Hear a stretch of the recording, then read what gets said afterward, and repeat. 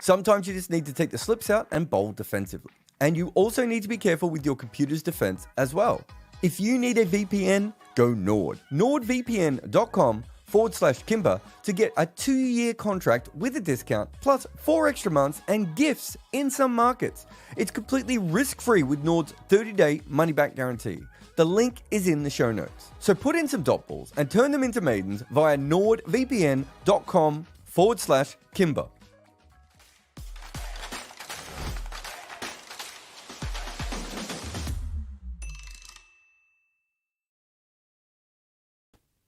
Hello and welcome, ladies and gentlemen, to episode 15 of the Overthrows podcast.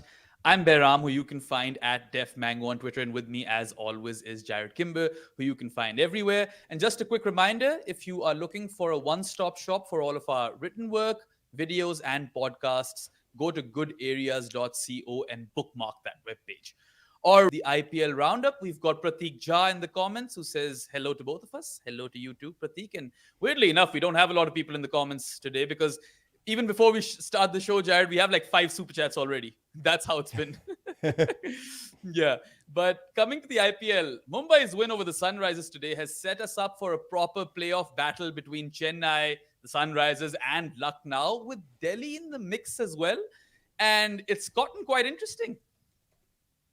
Yeah, it's fascinating, isn't it? Now, I mean, I don't know how Sunrisers managed to lose that game.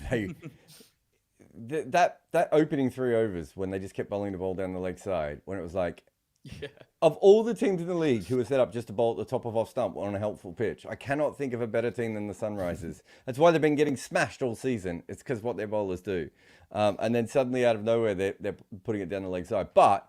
What that win really does is it means that kind of anyone up until, I suppose, maybe Punjab might be a bit hard because of net run rate, but certainly RCB, Delhi, Lucknow, Sunrisers, and CSK are all kind of basically in the same position, one win or so aside. So it makes it a fascinating tournament of what could have been quite boring, I suppose, if Sunrisers had smashed their way through there.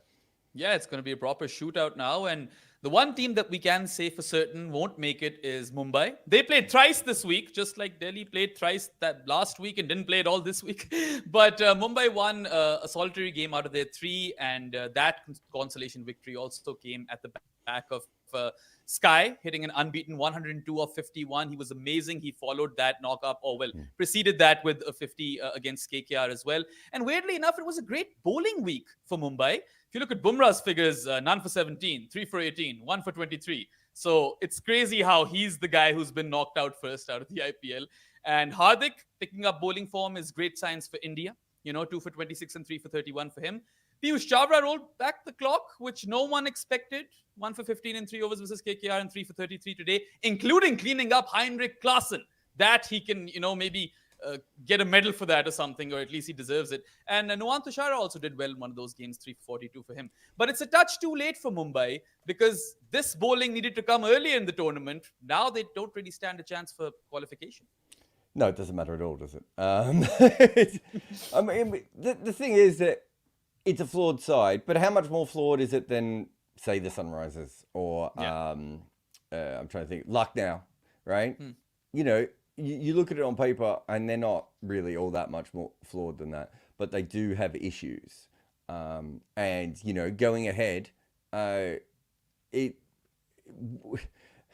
going ahead, it's almost going backwards, right? Because they did the whole Jofra Archer thing and that didn't work. And they never really have recovered from that one mistake that they made. And so now they're in a position of where they're kind of in the middle. Like, what's their future? They tried that young bowler today. Was it Cambodge. Cambodge. Who cleaned up head with the no ball. He did. He looks fine, but does he look like he is going to be transformative into the future? And you look at the opposition who lost today, and you look at Nitish, and you're like, well, they're in a really good position with some of the players that they have there. So, it's just, I don't know, it just feels a little bit like I don't know how you fix it instantly and bring it all back into shape the way that they need to. But they certainly need to make some pretty big decisions. I don't know. I like them playing camp. They don't. How about this? They can't make the finals. Why would you play any overseas players in the last couple of games unless you are trialing them for the future. Do you know what I mean? Why would you play Bumrah with the World Cup coming up? Yeah, I mean, Bumrah, he sells tickets and it's a little bit different. But you're right. I mean, if they could also do that and just go, look, there's no point. Try some different things. Try some different lineups. See how it goes. Rohit and Bumrah do not need to play in these last 2 games. Kotsia probably doesn't need to play in this last. Muhammad Nabi does not need to play, if they were going to bring him in, right? Try a bunch of Indian youngsters in the last couple of games and see how it go. Fortunately, the IPL never really does things like that. The teams don't really go down that route. But if I was them in Gujarat, Gujarat still have a game to play, don't they? But that's how I'd be thinking about it. Yeah, even Sky, he was looking in a bit of discomfort today, and I was like, oh, this is not ideal for India. He might have to not play the next game. Yeah, definitely. Anyway, let's go on to the Sunrisers. They had a, hot and cold week. They beat Rajasthan in a thriller, and then they lost to Mumbai today. And the biggest story probably coming out of Hyderabad is Bhuvneshwar Kumar. He's picked up form. He's also rolled back the clock, and his best spell in this particular IPL came today with 1 for 22 in 4 overs. Pretty much unplayable with the new ball in the power play. And then even if you go to the previous game, he got Butler and Samson for golden ducks in the first over and then defended 13 runs in the last over. He ended up with 3 for 41, but that doesn't tell you a story at all. Like, he was one of the main reasons why they won that game. And this bodes well for Hyderabad because they are a batting team. They outbat opposition. So if one of their bowlers picks up form like Bhuvi has and at least gives them 3 good overs in the power play, then you're looking at Lucknow, Gujarat and Punjab next. You would favor Sunrisers to win those games if their bowling comes good. Yeah, although you would have favoured them to beat Mumbai as well. So you're right, but it may not matter all that much. But they've got a very cushy ride back to the towards the finals from here. There's no doubt about that. Look, Natarajan's bowled really good. Cummins has bowled really, really well. Certainly a lot better than we thought he probably would. And Bhuvi has been flirting with form, I think, maybe, outside the first couple of games of the season. If they have 3 bowlers who are plus and their batting lineup continues to go boom, they're fine. My issue with that would be, is you're right, but I think their batting lineup has now regressed, right? It's just come back to earth. They know at no stage today did they look like they were going to score an amount that Mumbai couldn't touch, even early on. And it was inside edges past the stumps, and as you said, Trevor said was bowled off no ball, all that sort of stuff.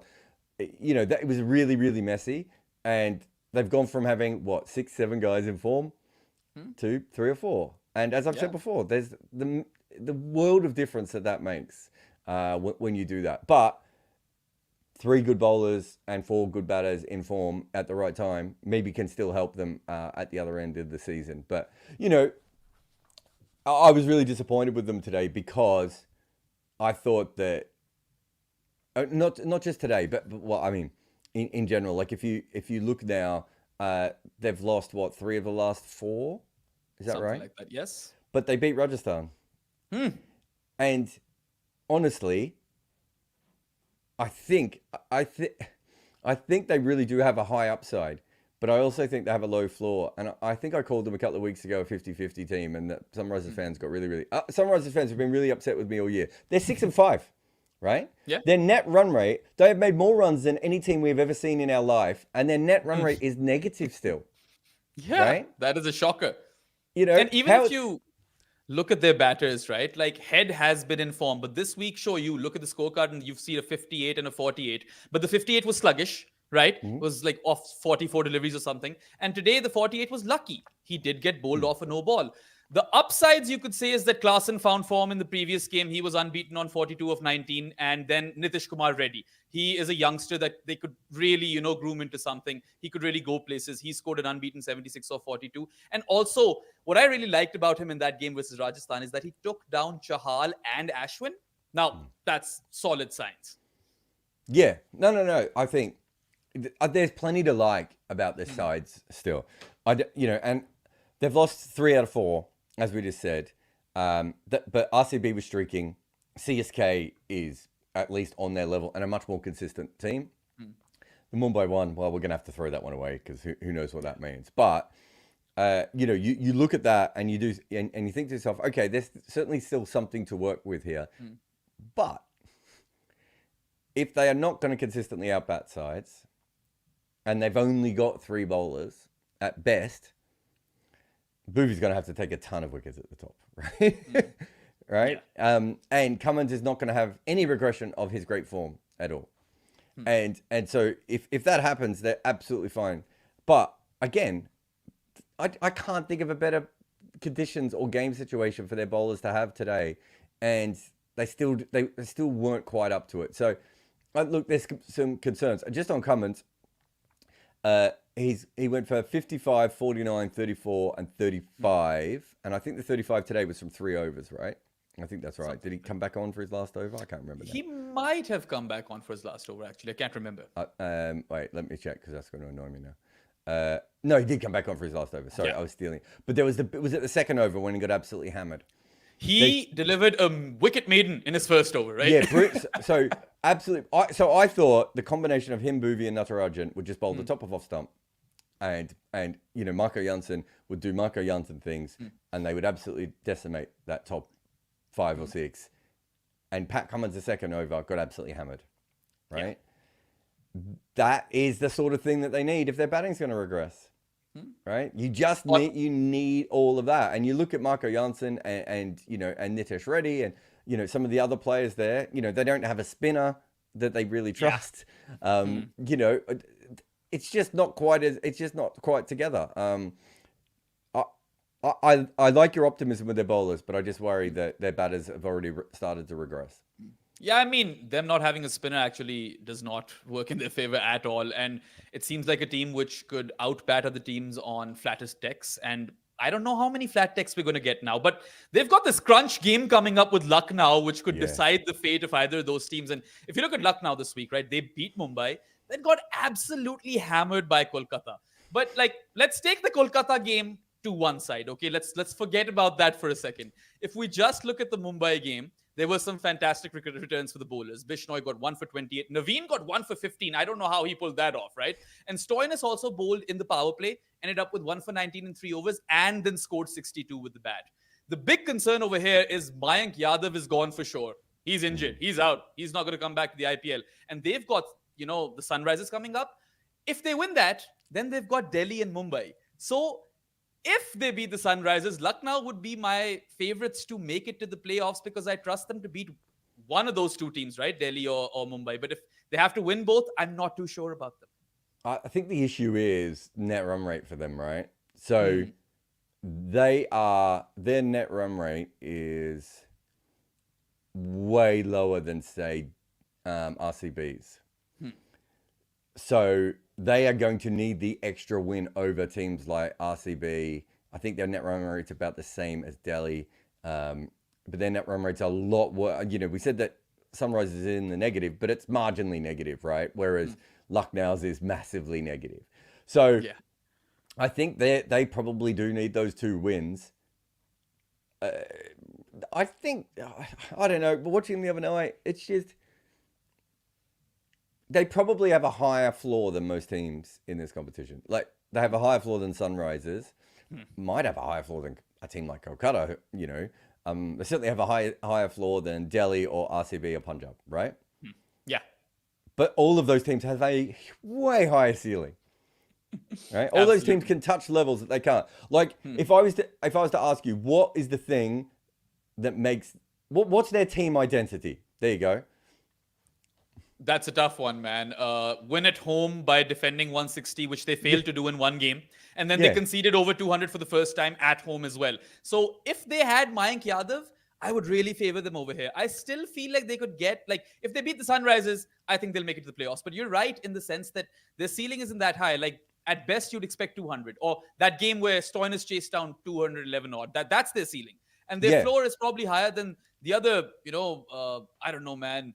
Some of these teams just either perform really well or are really, really terrible. Exactly. So and they're way more consistent and probably built better than some of those other teams, but they've got no ceiling to them. So they don't really take wickets, right?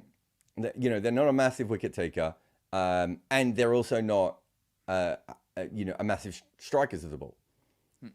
So they're kind of defensive on both sides, which means that in order for them to win, it has to be a really good team effort to be able to get it home, or Puran Stoinis freak innings. That would be the only other thing I would see.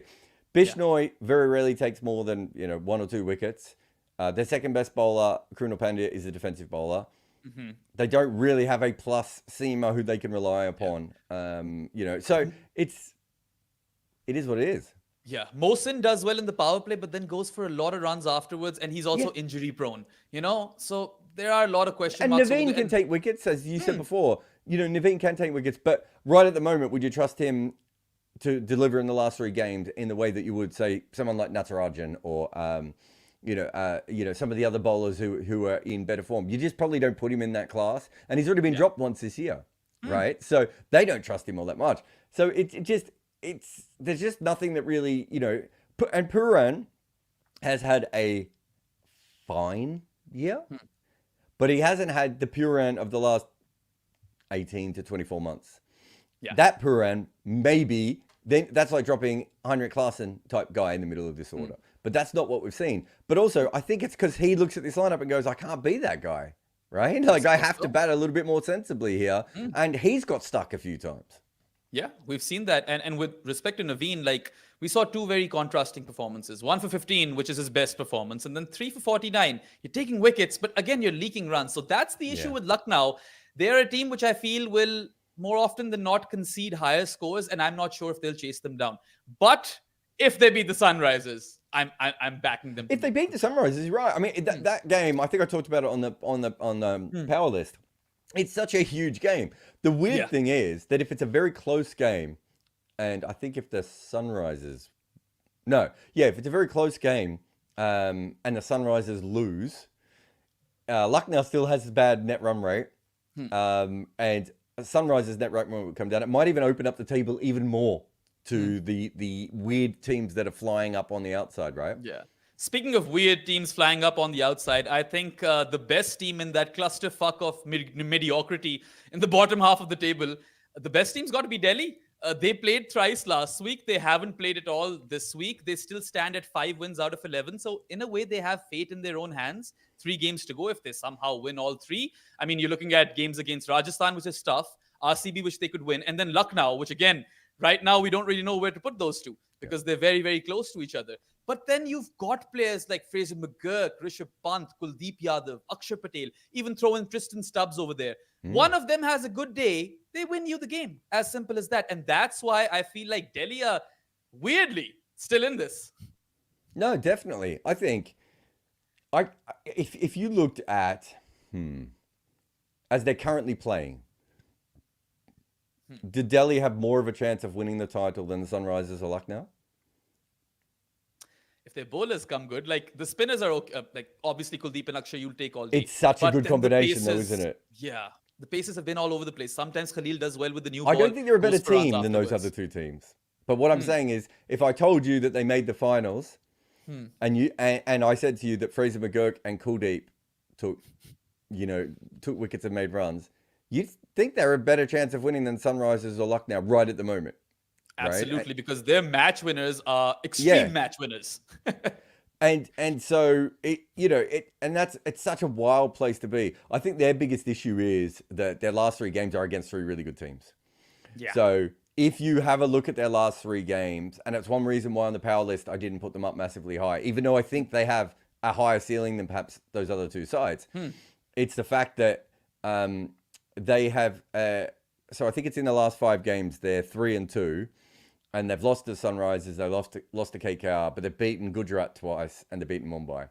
So it is possible that they are just very good at beating the ordinary sides and that fades out. But they're so dangerous that if you went up against them and if you've got 45 minutes of Fraser McGurk, you might that might be enough to lose you the game, or it certainly put you in a position where it's going to be very, very hard, to win the game from that point of view. So it's a really, really fascinating position that they find themselves in, because I thought they were going to be spoilers and they've ended up spoiling so well. And let's be honest, this accidentally coming across this lineup, and it's working brilliantly for them and it has huge potential. But as you said a minute ago, it's not like their side's great. It's not like we look at their 11 and go, this is a fantastic 11. We really are talking about a very small bunch of people, but they're very good players, those players. Yeah, and I mean, if they somehow beat Rajasthan, I think that's who they have up next. All of a sudden, they're very much in the conversation then. But we'll hold our, thoughts and reservations on that because you never really know what to expect with the Delhi, high ceiling, low floor. But it's exciting to watch them. I'll give them that. Anyway, let's speak about a team which hasn't been exciting at all to watch, the Gujarat Turtles, as I've rebranded them. They lost to RCB once again this week. And Jared, Sai Sudarshan got out for single digits. You lost. I wasn't betting on that game. I was playing cricket myself. So I did okay on that game. I would have made a fortune betting on that game because I would have just bet against Gujarat because I am so out on Gujarat. It's not funny at the moment. But yeah, I was sad. Weren't you sad? Wasn't that, we were on such a run. In the Sai Sudarshan footmarks, I said one single digit score, 250s. So I was like, okay, now he needs to get 250s. So I want to win that. But yes, it is kind of sad. 7th single digit score in all of limited overs cricket. And he's got like 70 odd innings, right? So it is a bit ridiculous. But you know what? I put them right at the bottom of my power rankings this week. And that's because what is Mohit Sharma doing bowling in the power play? Like, I just can't even make sense of that. Gill and Miller are completely out of form. They can't do anything with the bat currently, even though Miller got a quick 550 last week. But still, we expect, or anyone would expect more from someone of his caliber. Josh Little finally played a game, got 4 for 44, and Noor Ahmed had his best game of the season, 2 for 23. But that's it. But nothing else to talk about. That game was pretty much over. I know they at least made it interesting, but do you know what I mean? Like it was brilliant. What I liked about the Josh Little thing was Josh Little and Noor Ahmed are strike bowlers, right? Yes. So they give themselves a possibility of inflicting some damage on the opposition. And maybe Gujarat and Lucknow are very similar sides in that way, in that both of those sides bowl for defense and then get you good pass scores. The problem with that is, even in a normal year, I'm not sure that's a great method because you can't really put any pressure back with the ball and you're not putting in any pressure with the bat. And so you're just in this weird middle ground, right? Josh Little and Noor Ahmed, that changes a little bit, right? Yeah. Josh Little at any stage can break through. We know what a fantastic bowler he is. He's still young. He's not going to do it every game, and he's going to have games where he goes for 60 runs. There's no doubt about that. But if him and Rashid get going, or Mohit Sharma starts actually, bowling normally again, or whatever the case may be, they then put together a couple of partnerships where they can put some pressure back because they're not putting any pressure on sides at the moment. And you said before that Gill and Miller are not, are not doing particularly well. The problem is that Gill and Miller, I think I said at the start of the season, for them to have a good year, Gill needs to make 600 runs and Miller needs to make 450 runs. I think if you go into any season thinking that two of your players have to do that, you're probably not going to have a good year. Yeah, no, that's fair. And it's been quite the fall for grace for them because they won it in their inaugural season in the IPL. They won the title. Then they lost the final. And this time, I mean, at this point, you'd have to make a case they might be the worst team. I'd even put them below Mumbai because they don't have that spunk, that firepower, If I told you they won a game, let's have a look. Who have they got coming up here? I would assume Rashid would have won them that game, even though he was clutching his shoulder. I'm not sure what his fitness levels are right now. Yeah, I'm not sure. He's been great. So, I looked at Mumbai by accident. Where's Gujarat? Gujarat's last, of course. Now, so they have CSK, KKR, and Sunrisers in their last 3 games. They could easily go 0-6. Right? Now, they probably won't just because it's actually hard to lose 6 games in a row in T20 cricket. Yeah. But you look at them at the moment and you're like, how would they win a game? Like, what's the thing? As you said, usually you would say Rashid Khan. Maybe it's Josh Little taking a couple of early wickets and then Noor Ahmed keeping pressure on in the middle.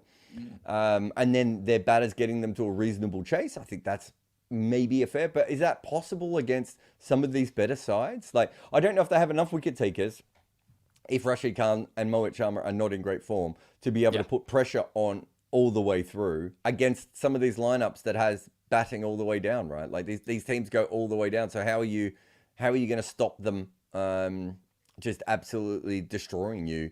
Maybe you can get them 4 wickets down, but can you get them enough down? And So just to go through the lineup, they have, where is it? So Sai Sudarshan has 424 runs. Miller has 194. He missed a couple of games. Yes. Gill has 322. And no one else has 200. Tuatia has 188, which is ridiculous because he's batting at like number 8 and number 7. How much is Gill striking at? Like 110, 115? Gill is 137, which is okay. Which Not is that 110 bad. or 115 for this tournament, but in a normal tournament is absolutely normal. Definitely feels like that. I mean, this was a team which we both thought had great post power play bowling. We haven't seen them do anything much with the ball. And if you have Josh Little in your ranks, then maybe Umar Zai can bowl 2, Little can bowl 3 in the power play. Could have figured something out over there, but they didn't. And I feel like they just weren't proactive enough. And yeah, I mean, I honestly did not expect them to be this crap, but they are. And I don't see a world in which they even like win 2 games out of their remaining 3. One, I'll give them 1 just because it is hard to lose 6 T20s in a row. Can I ask you one question? If I was to ask you which one of their bowlers has 10 wickets, who do you think it is? Man. Is it... It can't be Rashid. He hasn't taken a lot of wickets. Is it Noor? Rashid has 8, an average is of it 41. Noor has 8, an average of 33, which is not Oh my great. God. Is it Sai Kishore? No, it's Mohit. Okay. Well, Mohit is probably given 7,000 runs along with those 10 wickets at this point. He's going at 11.25 runs per over, and he has taken 10 wickets. It's just, what I mean? Counting stats don't mean everything, but what counting stats show you is sometimes form. They don't have a strike bowler in form. They don't have a fast scorer in form. And their best anchor is Sai Sudarshan. He's got a strike rate of 131, right? They just don't have much to go on. Yeah, and I mean, I'd be very surprised if they win 2 out of the remaining 3. Anyway, let's cover RCB next because they're the ones who beat Gujarat this week. They are still alive in the IPL mathematically, which is amazing. Faf scored an 18-ball 50, ended with 64 of 23. So that's good news because Faf was out of form. Him coming into form is great. And then all of the seamers performed. I'm going to read this out loud and you're going to be shocked. Siraj 2 for 29. Yash Dayal 2 for 21. Cam Green 1 for 28. Vaishak 2 for 23. What in the world is happening here? So their bowling average on the season is 39. Yes. They are taking 1 wicket for every 39 runs that they are putting up. And, of course, going it over 10 runs and over. I don't think they're the most expensive. I think Delhi and might be Sunrisers are the actual most expensive teams. But, yeah, and you say it's good news that Faf's in form. If you would have said that last week, I would have been like, why are they even still playing Faf? Like, they're not going to make the finals. Yeah. They could make the finals. They probably won't, right? And you can argue they probably shouldn't. But they've got Punjab. They should, at the moment, think they are a better side than Punjab, even though they're very similar in record. I think they should feel they're 3 on the trot, and Punjab have won 2 out of 3, so it's not that much different. But the vibes feel very different from both camps. Delhi, we've both said that we think Delhi has has a very high ceiling, but an incredibly low floor. I think is probably fair. And then they're going up against CSK, who might be playing for a finals position. Yeah. The who chances also have a lot of injuries and players who've gone out from national team. Very so true. There's that. Yeah. It's still within touch for RCB to make it because of their really great net run rate. And if they smash one of these sides, especially in the next 2 games, that will only go further in front. So I think if they were to do something along those lines, they'd be in a really, really good position. But they probably won't win 3 in a row. They've won, as I said before, it's very hard to lose 6 in a row in T20 cricket. It's very hard to win 6 in a row in T20 cricket. True. And I find it really, they've bowled well. And I think some of that bowling, there had to be some regression. Like, you looked at some of their bowling and go, them and the Sunrisers, sometimes you're like, they shouldn't actually be this bad. They should be a bad bowling team. They shouldn't be a trash fire bowling team. So, they should at least be able to hold in. So it's great that they found some form and they've been able to come back. But suddenly, and this is what form does, right? Like, they had so few players in form at the start of the year. And they have a bunch of players in form now and they go on a run. I'm trying to think. Let's say Kolkata bomb out, right? People are gonna be like, so what went wrong at the end of the year? And I'm gonna be like, and I'm probably gonna say, well, Phil Salt went home, and Narine lost form. If they've lost, that's probably what's happened, right? That's probably and it's like, that's not what people want to hear. They want to hear that a captain made a mistake or the coach made a mistake. And it's like with RCB, you're like, maybe the Will Jacks thing has transformed them a little bit, but when it comes down to it, Maxwell and Faf du Plessis haven't really done anything for them, and their bowling lineup has been just a cascading shit show. And Mohammad Siraj shouldn't have been as bad as he has been this year.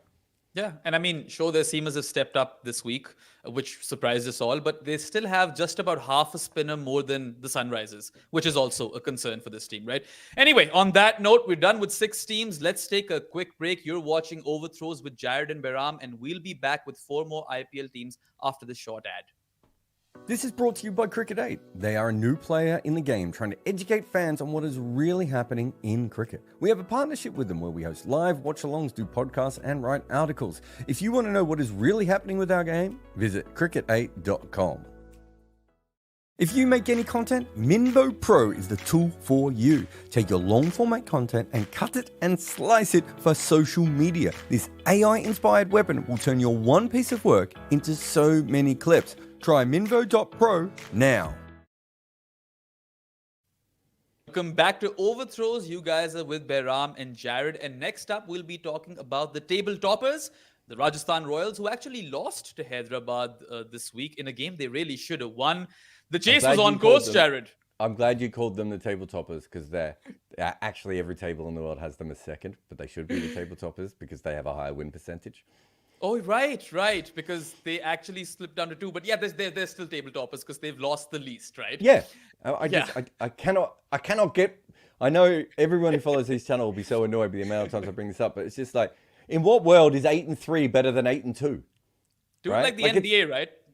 Well, most leagues in the world, because you don't play this, not any league where you don't play the same amount of games, it makes much more sense to do it by win percentage, right?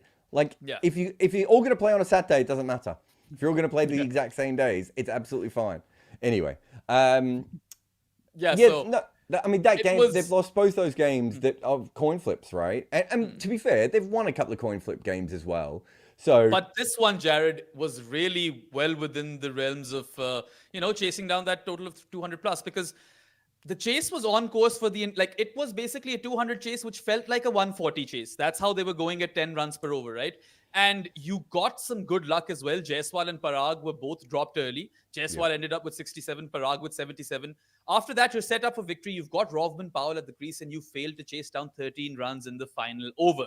They might be table toppers in our books still, but they're going to lose Joss Butler for the playoffs. This is not ideal for Rajasthan.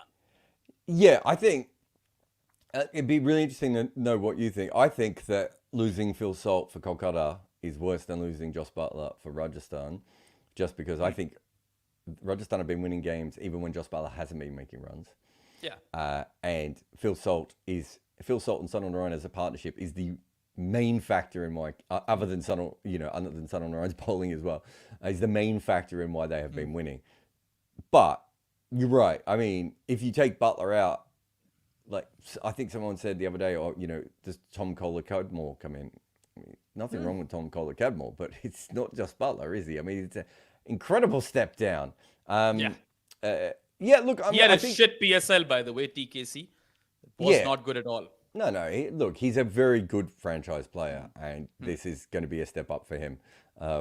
And they may not go that way. They may try and work it out other ways and look at other options. But the overall point that we're trying to make here is that it is going to be really interesting what happens when Butler is not playing, because teams won't fear them in the same way, I think, is the most important part. I mean, take Butler's hundreds out, and he has not done anything else in this IPL. Whereas if you look at Phil Salt, you've got those quick-fire 30s, 40s, 50s, 60s steadily. So I agree with you. Kolkata losing Salt is worse than, Rajasthan losing Butler. But I mean, this is still a team that's made it to the playoffs. And I mean, it's a great bowling lineup. It is the best one in this IPL. So and that's one of the reasons I think that also losing Butler doesn't matter as much to them. Kolkata doesn't... just comparing them, because they're both going to lose their English openers. Kolkata isn't in the same situation because they have to outbat everyone in every game, whereas Rajasthan don't. I wasn't too upset about this loss. I know other people were, but I think there were several times in this game that Sunrisers were massively ahead, and I think there were certainly parts of this game where it felt like Rajasthan had been blown out a little bit, and they kept fighting back, and they didn't close out the 13-run over. Sometimes those sorts of things happen. The truth is that they've been in all 9 of the games that they're 9, 10, 10. 10. They've been in 8 all and 10. 2. They've been in all 10 of the games that they have played so far. There is no other team that you can realistically suggest has been anywhere near that, right? So I think from that perspective, they're in a really, really good position going ahead. Yeah, if they can, they've got that opener Kulkarni. I think I might be getting this right, might be getting it wrong, but if they can somehow replace Butler and then bring in Andre Berger as well, I don't know, maybe that could be a potential combination. Sanjay Samson could open, couldn't he? And Rian Parag could bat 3. I don't think there's anything in either of their games that suggests they can't just move up a couple of spots. And so that gives them other flexibility if they want to change things. Or maybe Samson goes up and they bring in a different number 3, or they try a pinch hitter or whatever that may be. I do think they have some options there. Yeah, absolutely.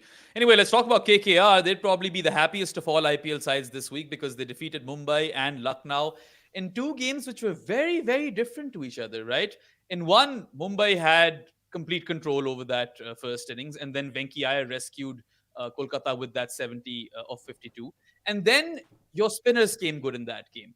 2 for 22 each for Varun Chakravarti and Sunil Narayan, which I thought was very critical towards their victory versus Mumbai. And then Stark finally delivered with a 4-for, right? Even if those last 3 wickets came in his final over, he killed off the game.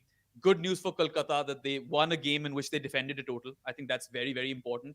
And their spin twins are coming up trumps. And then in the next game, it was more of the same. Important thing is they defeated Mumbai when Salt and Narayan both failed with the bat. But come Lucknow, Salt scored a whirlwind 32 of 14. And then Sunil Narayan, make sense for me at this point. Ended up with 81 of 39. Again, a chancey knock. It's not like that knock did not have chances. And then he comes up and returns figures of 1 for 22. So that's two sets of figures, 2 for 22 and 1 for 22 in the week, with Varun Chakravarti again delivering with 3 for 30. Add Harshit Rana's 3-wicket haul to that, and all of a sudden I feel like Kolkata are better challengers than they were before because the bowling is doing better, a lot better than before. Don't forget Ramandeep either. 25 not out of 6, and that catch, that has got to be one of the contenders of catch of the IPL. I think Kolkata should be chuffed. Yeah, no, I mean, it was a great week for them. Andre Russell is doing his job. Mitchell Stark has showed slight signs of being better. I think Varun Chakravarti. So I thought coming into the season, it's funny that the KKR fans now see me as this anti-KKR person, but I thought coming into the season, I thought they're that sort of Varun Chakravarti, Sunil Narayan partnership was incredibly important and was going to win them a bunch of games. And let's be honest, Narayan has done it kind of on his own at the moment, which is not as repeatable. I want 2 bowlers in form, not 1 bowler in form, right? And so with Chakravarti bowling a little bit better at times, and some of the other bowlers chipping in, and Andre Russell's got quite a few wickets, I think, if I'm not mistaken. And crucial wickets. Whenever he comes on, he's a bit of a partnership breaker, and he's nailing those slower back of the length deliveries. That's what he's doing really well over here. So he's got, let's have a look. He's got 13 wickets in 22 overs. Yeah, right? Because he doesn't bowl his quota in every game. He barely bowls a couple, right? Yeah, and if you add Harshit Rana, that's 27 wickets between 2 guys you weren't really expecting wickets from. Chakravarti's a little bit expensive, but for this tournament, I think he's pulled it back. I don't have a problem. Aurora has started taking wickets. And so one thing I like about them is the way that it all comes together. I don't think they're a plus bowling side, all things considered. Yeah. But they do take a lot of wickets. And they've got a lot of different guys who take wickets. Like even someone like Sunil Narayan, he's taken more than a wicket a game. I think any year when he takes more than a wicket a game is magnificent. And then you look at the other side, Salt Narayan, and Narayan has 461 runs. You said make it make sense. That doesn't make any sense. He's But fourth highest run scorer this IPL, and he's gotten all those wickets for basically no runs. So he's having an MVP season of like epic proportion. And you look at the, Shreyas Iyer's got 280, Venki's got 225, Andre Russell's got 198, Ramandeep's got 100, Raghavanchi's got 163, Rinku's got 148, and they brought in Pandey the other day for one innings, which was absolutely the perfect time to bring a player like him in. I'd forgotten he existed. Yeah. And he came in and he did exactly. So they're making a lot of smart decisions at the moment that I really like. And so, that there's some stuff going on. My concern is if you compare it to Rajasthan, and Butler's not going to be there, so that is a slightly different Rajasthan. But if you compare it to Rajasthan, there's a few players who I kind of don't know if they will continue at this level. Like, Narayan's batting should slip back, right? Yes. It should. Raghavanchi is what, 19, 20? Something like that. Yep. Who we said before, Harshit Rana. So you look through that list and you go, okay, but you'd much rather be in a situation where everyone's in form. My fear for them at the moment is that it's taken them all their form to be as good as they have. And if you compare that to maybe someone like Rajasthan, where it just looks a lot more repeatable, that's a problem. But if that's their biggest issue, right, they have a one-off game against Rajasthan to get them through to the final. If they win that, it doesn't matter. And so I think, form-wise, I don't think there's a team that has as many players in form on both sides of the ball. So if you compare that to, remember when we were talking about the Sunrisers, and I kept saying their batters can't continue to be in this form because no one can continue this. With KKR, you're like, yeah, maybe 3 or 4 players will lose form. But if they've got 11 players in form, right, they're still in a pretty good position. Who would you say of that team at the moment? Shreyas, maybe a little bit. Both the Ayers at times can be sluggish, but they've had good games. It's not like they haven't had good games. Okay. I think this is about his level. He's the standard deviation king, right? He's either great or shit. Yeah, exactly. I think he's been okay, and I'm trying to think, is there anyone else? Stark, obviously not in form, but still taking wickets. And I think the best part about Kolkata's campaign is that the spin twins, Narayan and Chakravarti, are in killer form now. The worst part probably is that losing Salt breaks that opening pair of Salt and Narayan, and Salt is, he provides consistent, brisk run scoring. That is a big loss. Yeah, and there's been a lot of innings where Narayan has been kind of just playing and missing for ages. Yes. Salt doesn't notice stuff like that. He's not that kind of player. Do you know what I mean? He's not looking at the other end going, oh, I better bring it in now. Narayan's going to go out any ball. Yeah. I don't know if Raghavanchi is going to do that if he has to open, or whoever else they open with. Shreyas could open, I suppose. I don't know. Whoever they decide. Venki, yeah. I think they've got options. I don't know if they have an option that helps massively, and they've also got the wicket-keeping issue, don't they? Yes. I don't know if anyone in that lineup can wicket-keep. So who replaces Salt? That's a great question. It's probably Gabars, isn't it? I think that's not the worst replacement, honestly. I mean, he hasn't played yet, but Gabars on his day can whack you. Yes, but you're probably not going to get 429 runs in 11 innings type consistency from him. No, you're going to get 2 good games at best. So they've got, let's say out of Gabars, let's say he can have, I'm trying to think of the mass of this. If he can have 2 good games in 4 games, if Narayan doesn't slip, that's probably okay. Yeah. But if Narayan comes back to earth and people stop dropping him 83 times in innings, he probably hasn't been dropped that much. It just feels like it. But if that happens and he stops averaging 41 or 42 or whatever it is himself, then I think there's an issue there. But these are good problems to have. This is better than some of the problems of the other teams we've talked about. Absolutely. And Ian Bishop got a bit touchy today with Shreyas Iyer not getting enough praise for his captaincy. So, I mean, I think he's done all right, actually. As I said, the Pandey thing I thought was brilliant. Yeah, and him and Sanju are probably my two favorite, and Pat Cummins. Those are the three captains that I have really enjoyed watching this IPL. Anyway, second last team of the day. Let's talk about the Wackhouse team of the IPL 2024, Punjab, who had two games versus Chennai this week, and they beat them at Chipok and lost at Dharamshala. Look, this is still a shit fielding team. And when I say that, I couldn't express that more. Like, they always drop crucial catches. That's their ethos at this point. But you got some great bowling performances. Rabada 1 for 23 in the first game, along with Harpreet Brar, who finally bowled his full quota, took 2 for 17. Harshal Patel in the second game took 3 for 24, cleaned up MS Dhoni for a golden duck. And then, I don't know if you caught that or not, but in the first game, he took a catch and gave us that Baywatch pose. He put Pam Anderson to shame. So that was something. And then, apart from all of these great bowling performances, you've got Rahul Chahar, who's really turned it around over here. Like, 2 for 16 in the first game, 3 for 23 in the second. And in that first game, he bowled the penultimate over, cleaned up Moin, and also only gave away 3 runs. He was one of the reasons why they won and have done well. The batters, however, have really, really failed this week. The best performance was Riley Rousseau's 43 of 23 or something. So I feel like they could have won both these games had the batters turned up because the bowlers did their duty. Yeah. I mean, Chahar, we'll put Chahar aside for a moment, but you look at Harshal Patel and Sam Curran, they've had a lot of flack this year. They've chipped in for 30 wickets. Yeah. Right? Now, they're both gone for runs, so there is that element. But if you get 30 wickets out of those two, I think you should be in a hugely plus position when you have Arshdeep and Rabada.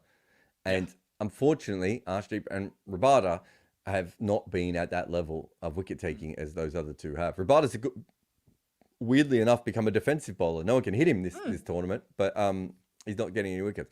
But yeah, Chahar, he was dropped, wasn't he? Didn't play quite a few games. Yes. And I thought he bowled really well. He bowled at the death in one of those games, didn't he? And kept it very penultimate tight. over in which the game was still kind of on.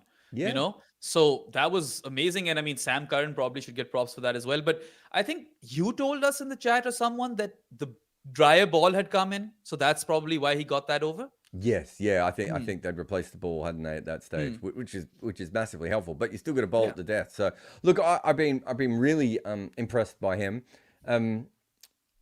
The bowling is probably, I still think they're one of the better bowling teams in the tournament. Because Harpreet can't get hit. Rabada is obviously a plus bowler. Arshdeep has issues, but is still a really talented player. Sam Curran and Harshal Patel are both useful in different ways. And Chahar, I like Chahar. Like, I know he has poorer seasons, but I don't think he's a terrible bowler by any stretch. The cornrows make up for it. Yeah. But on the other side of that is, the batting. And I don't think, I don't know if any other team doesn't have someone who scored 350 runs. I could be wrong, but I think that's the case. And the guy who's made 300 runs for them is Shashank, who, where does he bat? 5 or 6? Like, he started coming up the order, hasn't he, recently? Yeah. Before that, he was even lower. But yeah, he also dropped a dolly the other day. That's my thing with Punjab. I watched them play and I'm like, oh my God, just take your catches and you're going to win. Like, they should have won both of these games versus Chennai. And that would have made this IPL all the more exciting. Yeah, no, you're right. And again, I think net run rate's probably going to cause them an issue, but they're not that far away from, they're 4 and 7, the same as RCB, right? And their net run rate's worse than RCB's, and it's bad, but it's not terminal. But their issue is that their last 3 games are RCB, Rajasthan, and Sunrisers, and so it's a tough road home for them. More likely they end up with 5 wins than they end up with 7. They needed to beat Chennai in both these games to stand Probably a chance. right. So I think, it's a bit too late for them probably. But I mean, mathematically, they're still in it. So who knows? Who really knows with Punjab? These are the guys who chased down 262. But anyway, the last team of the day is Chennai. And again, they also played Punjab in both these games, lost to them at home, and then beat them at Dharamshala. The Fizz took none for 22 in the first game, out of which I think 10 were wides. It has to be 10 at least.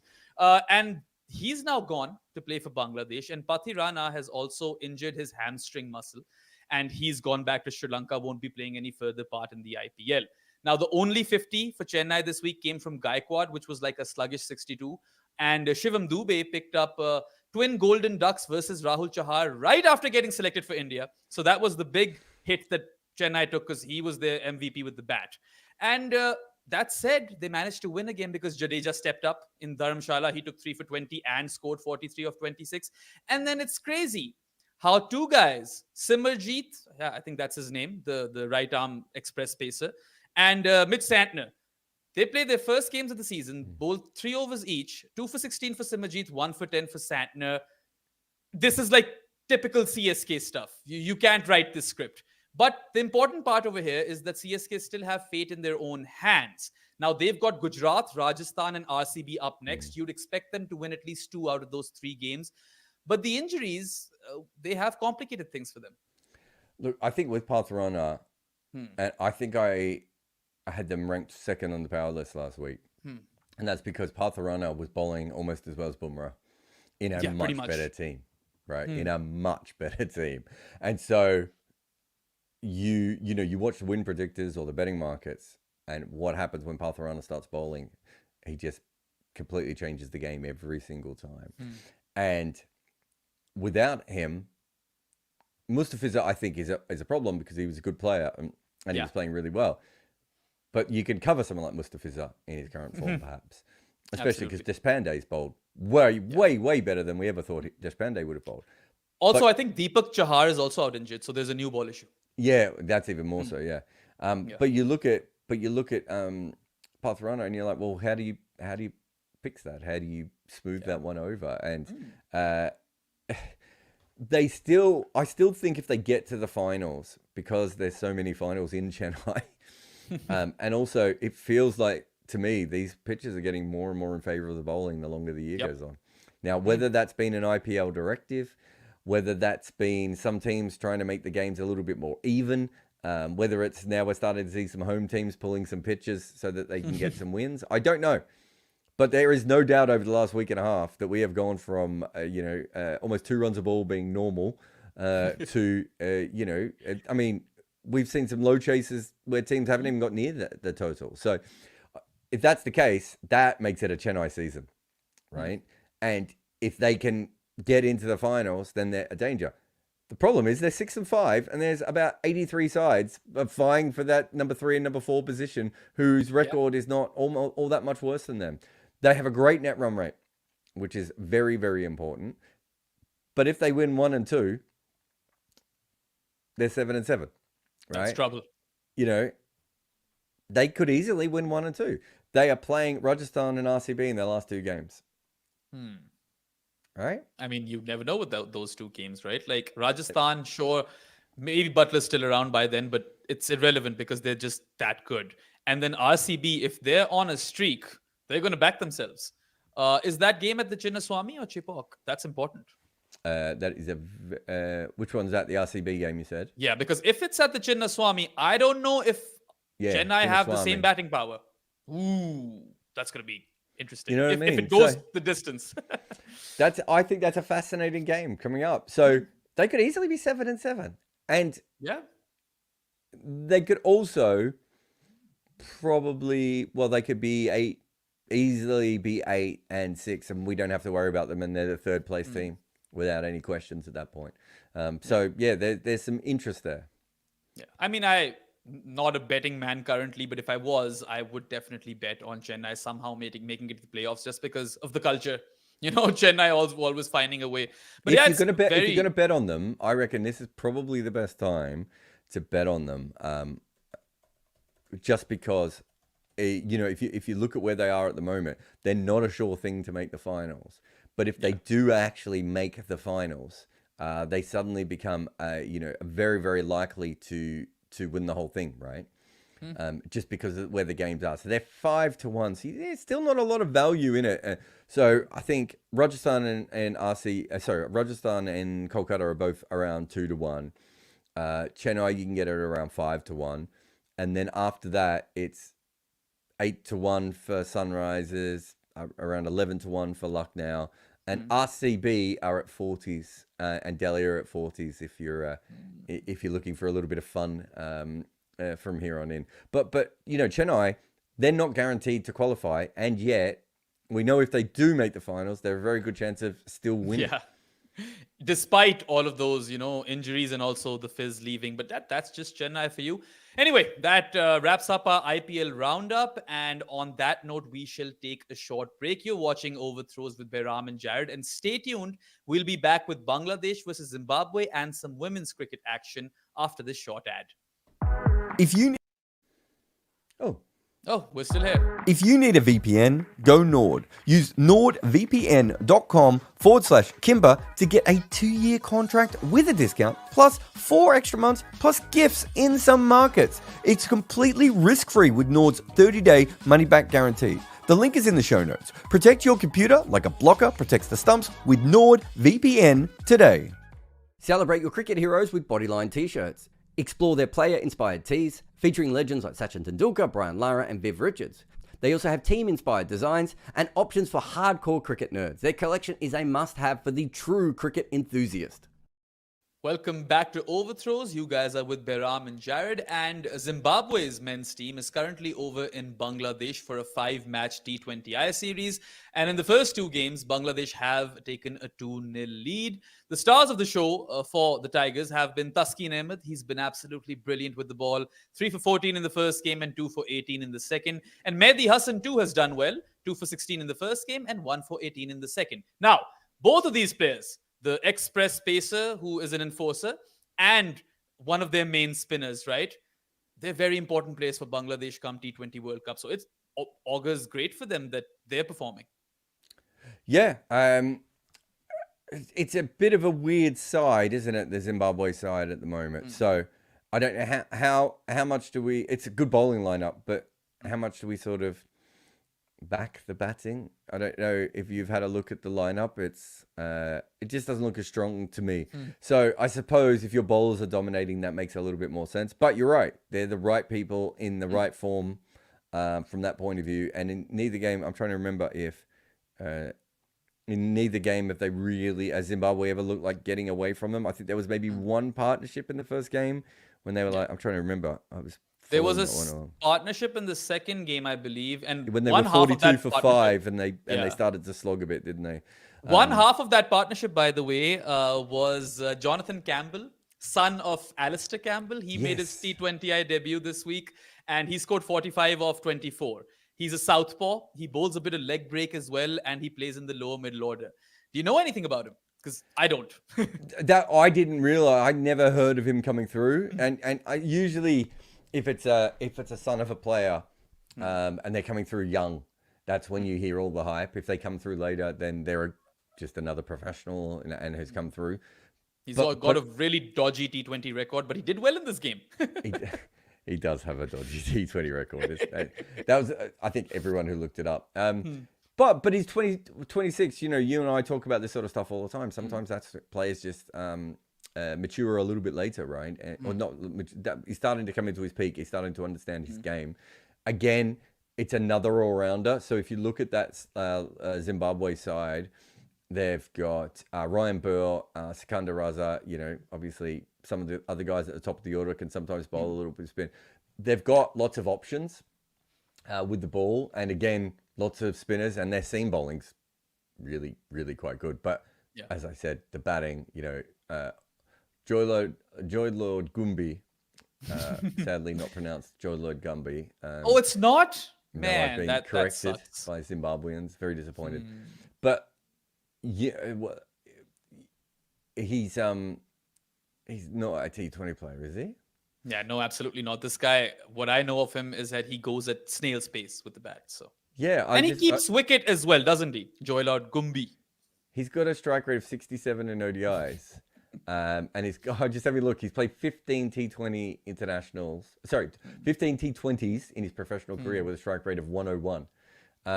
So we have to put the Bangladesh bowlers' performance in there. But as you said, form, happiness, confidence, all these things matter. And they've dominated both those games. Zimbabwe never looked like setting a total.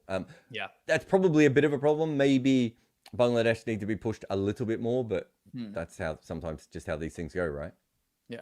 I mean, one final point on Bangladesh, which was good news for them, is that opening left-handed batter Tanzeed Hassan, who we actually saw in the ODI World Cup, he was the Tamim Iqbal replacement. In one of these games, he went unbeaten on 67 of 47. So I think that is a great sign for Bangladesh because they're one of those teams who desperately need some impetus up top, right? That's something they lack a lot. So this kid has been impressing us for a bit. Even in the World Cup, we saw some glimpses of, aggressive batting. So, I mean, that's got to mean good things too. It's interesting. I didn't see the match. I only followed it on Cricket Folk. But it is funny hearing you go, he's given them some impetus. He scored 67 or 47. Mate, Fraser McGurk would be 212 and Abhishek Sharma would be 309 if they face that many balls, right? So it is different conditions, different pitches and everything else. But it's so different, the IPL, than all international cricket at the moment. Yeah, absolutely. Anyway, coming to women's cricket, so much has happened in this 1 week. I don't even know where to begin, but I suppose the most obvious place would be Sri Lanka and Scotland's women's teams have qualified for the T20 World Cup. Now, Sri Lanka won a nervy semi-final versus the UAE, in which Oza, UAE's captain and opening batter, really, gave Sri Lanka a scare. And then Scotland upsetted Ireland, which was huge for them. Their skipper, Catherine Bryce, not only took 4 for 8 in her 4 overs, but then also scored an unbeaten 35. She helped her team qualify for the big dance for the very first time in history. And that's quite huge. No, that's massive, I think. We know that there's such incredible history of Scottish cricket, and I don't want to say being a sleeping giant, because it's not, they're probably never going to be a giant, but they've been a sleeping nation when they should have been better. And you go back, and I'm pretty sure, Hypercourse might need to be in the comments for this, but I'm pretty sure that there's a few of the great England women's players were Scottish. Myrtle McLagan, I don't know if she was born in Scotland, but geez, if she's not Scottish, I'm going to be confused. And I think she might have actually represented Scotland, if not in cricket, then perhaps in another sport. But I think there's a couple of other players as well that had Scottish background. And yet, again, they've been embarrassed by Ireland. And Ireland have, been producing really good cricketers. Catherine Bryce is a legitimate player. I'm talking to some people involved with women's cricket not that long ago, and they were saying that this is someone that really probably should be playing much more franchise cricket. And I know she's already played in 100. I don't know if she's played in any other leagues, but she's she was with the squad in the IPL or WPL as well, wasn't she? So nice. She, we know what level she's at, and there's a couple of other players that are coming through that they've got high hopes for. But this is great news for Scottish women's cricket, and a huge boost for them. And as I said, traditionally, there's no reason why they shouldn't have good women's players. And just Catherine Bryce's form of recent times. Have you looked at her full form? No, I haven't looked at her full form. She took 1 for 9 against the Uganda women. She made 22 and took none for 14 against Sri Lanka. She made 57 not out and took 4 for 17 against the USA. Against Thailand, she made 63 not out and took none for 14. And as you said, she's Aubrey Faulknering it, basically. Her figures are ridiculous. And of course, a lot of them are dominating at a level that she's just too good for. There's no doubt about that. Like, she just is way above that level. But she's a real player. And no, I think this is great news for Scottish cricket as a whole. There's a huge thriving cricket community up there. They've got so many people who play organised cricket, and they haven't come along at the international level at the way that they should have, despite the fact that, as we said before, Myrtle McLagan and Ian Peebles and Doug, all these different players that they have produced for England, and yet their own side hasn't come along. Now these players get to play for their own team. Yeah, and I mean, you've been associated with the Scottish men's team as well, so happy moment for you. And I'm not sure if Hypercost is in the comments today, but he called it. He actually said that Scotland may very well defeat Ireland in the semi-final, and they went on and did it. So if you guys don't follow Hypercost on Twitter, go ahead and do that right now. He's your perfect account for all things women's cricket. Elsewhere, India are 4-0 up, in a 5-match T20I series in Bangladesh. And I mean, of course, we expected that sort of scoreline because even if Bangladesh are at home, India are one of the best teams in the world. The biggest story, perhaps, for India has been slow left armer Radha Yadav. She has been the talk of the town in this series, and she's picked up 7 wickets at just over 10 apiece in these games. I've been following her form, and this is how it reads: 1 for 19, 3 for 19, 2 for 22, 1 for 12. Top draw. Are we surprised that a left arm finger spinner is really good in Bangladesh? That's maybe of all the things that you would. I mean, no, she's bowled really, really well. I saw some of the highlights of one of the games the other day. But yeah, it's her time to shine, right? Like I'm going to Bangladesh and I'm going to bowl left arm finger spin and I'm going to become Shakib. And good luck anyone hitting me off the square. I think Bangladesh have been just losing wickets, right? The bits that I've seen, and every time I flick over, I seem to see a wicket falling. And actually, I've got the scores in front of me. Where is it? Yeah, so they lost they played 14 overs in the DLS game, and they lost 7 wickets. They lost 8 wickets. They were bowled out for 119, and they lost 8 wickets when they were chasing 145. They can't keep anyone in. And obviously, she's playing a big part of that in general. But if you can't keep anyone in, I always think for the smaller nations when you're developing, you're probably going to have to start with one skill or the other, and you're more likely it is finding people who could stay in. And at the moment against India, that seems to be the Bangladesh women's issue over there. Yeah, absolutely. With the bat for India, we've seen some performances. Everyone's kind of gotten runs here and there. I think Smriti got 40 odd, but Shefali Verma got 50. And one of the performances that I was really startled to see, I didn't follow it. I just saw scoreboard, so maybe you can fill me in. Dayalan Himalatha. I hope I haven't butchered the name, but she's a top order batter from Tamil Nadu. She's not young. I think she's around 29 at this point. And she scored an unbeaten 41 of 24. Now that is very, very quick in women's cricket. And I mean, it just at times seems like the batting talent in India really does not have any ceiling. It's a proper factory. Yeah. She played for Gujarat, I want to say, in the WPL, or was she in the squad? Or was, I know I've seen her name somewhere before.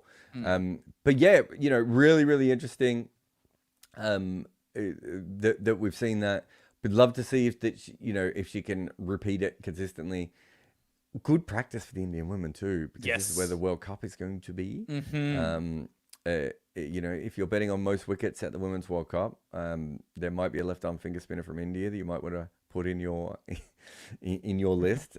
Just throwing that out there. But yeah, good practice for them. As you said, she's what, 28, 29? Yeah, something like that. Yeah. This is the next evolution of women's cricket is we really want more players to come in their mid to late 20s. And so far it's been, you're either in the system at 16 or up until 21, or you're not really in the system. Even more so than men's cricket, and men's cricket has an issue with that as well. Whereas realistically, there should be players who develop much later and are still playing a good level of cricket and then suddenly become like her and start to do very, very well. But yeah, she's definitely one to watch, right? I mean, that sounds great. And also, if she's smashing it in Bangladesh and the World Cup is in Bangladesh. All right, last women's cricket series for the show. Of course, we know that the West Indian women were over in Pakistan and they defeated Pakistan 3-0 in the ODIs. The T20I series was also seeing a similar scoreline, but Pakistan won again, finally. They reduced the West Indies to 85 odd, and Sadia Iqbal and Nida Dar, the captain, took 3 fers. Fatma Sana, the young starlet, didn't take any wickets, but gave away just 11 runs in 4 overs.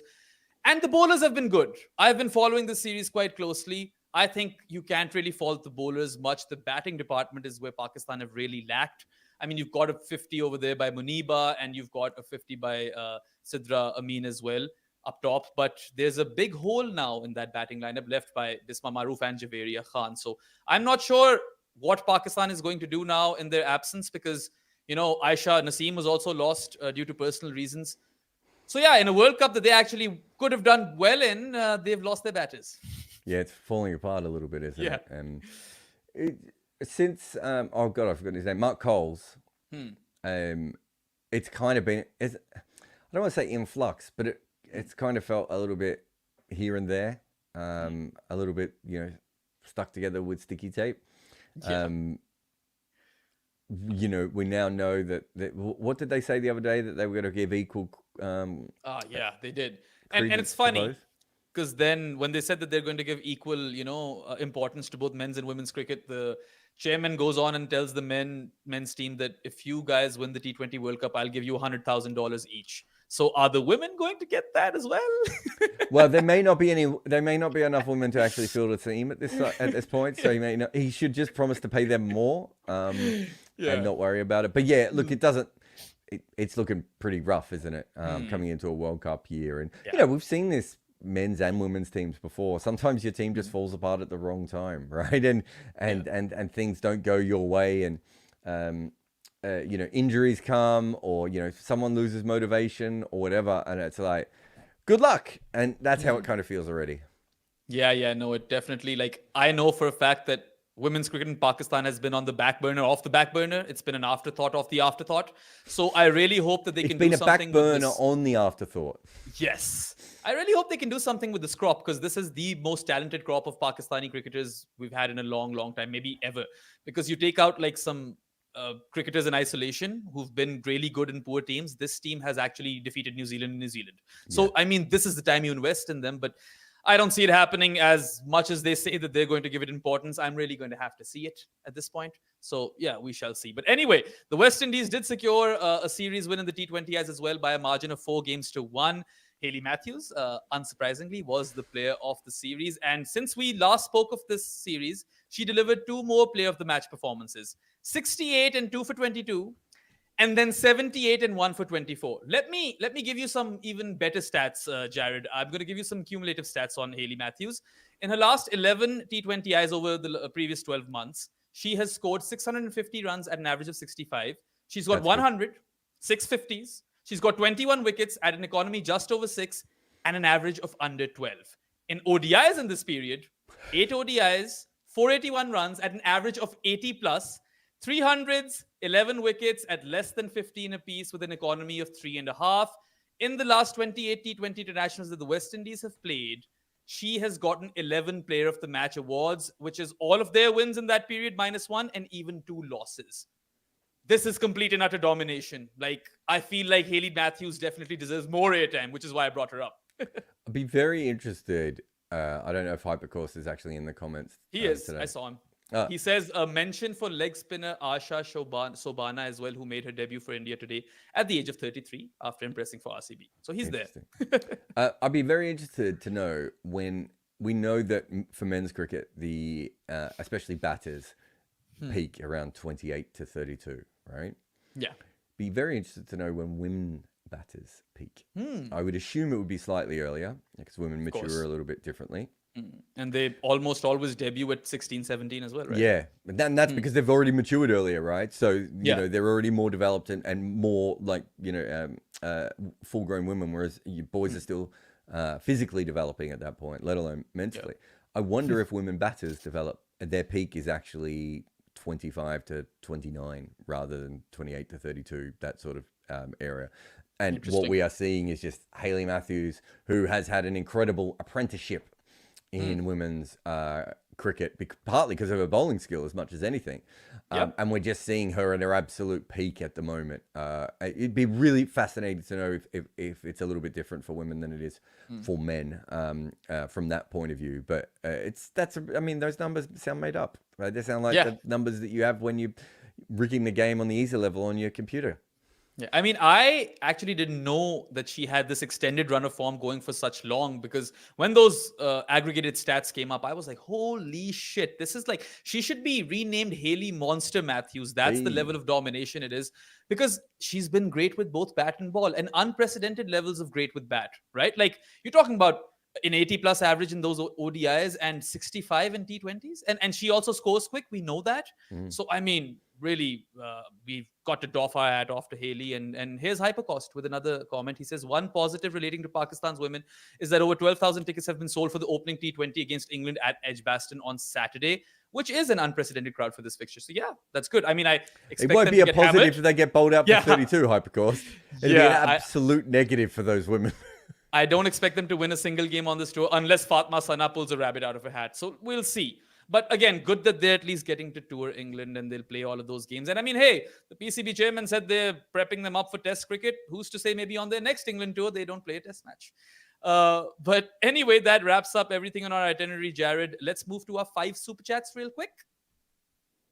Who do we got today? 5 super chats, you say? Yes, sir.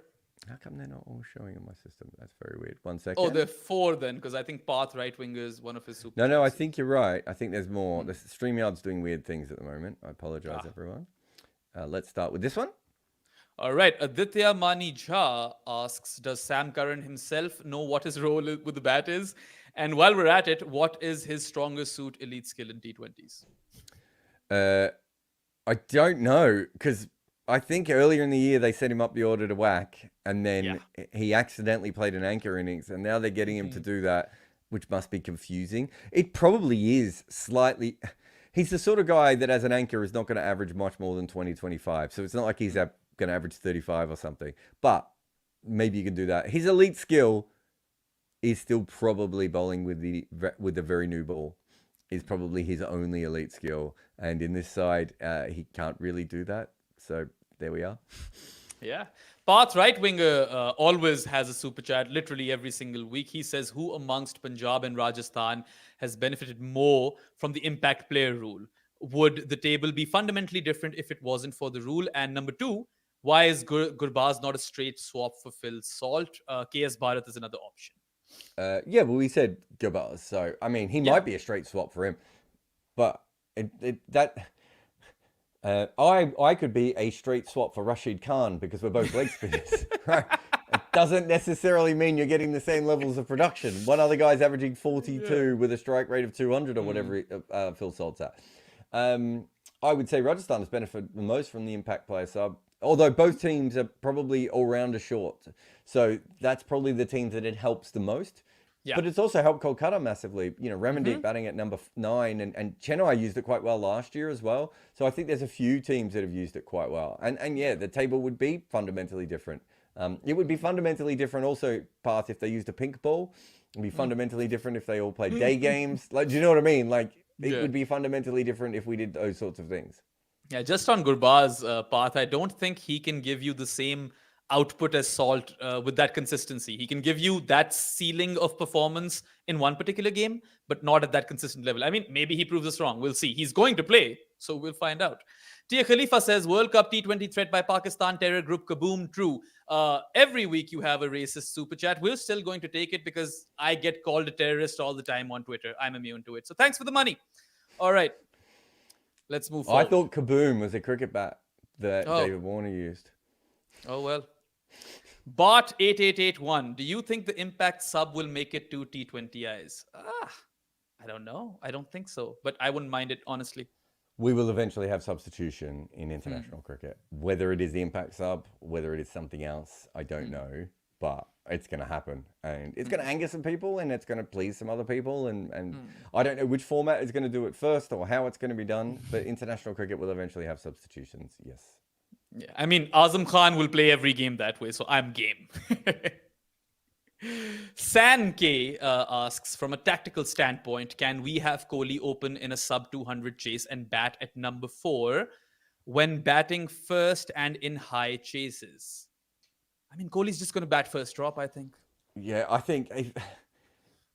look, I've never worked with Kohli, but I've worked with some pretty big name players, and it's very hard to get them to be the ones who move around because there's ego involved, but also they're like, I'm better than this other person. And sometimes you can't argue that point. It's just that to get the most out of your star player, you need to use them in a way that might actually look more like a support role in sometimes. And they often don't want to do stuff like that. So yeah, it is what it is.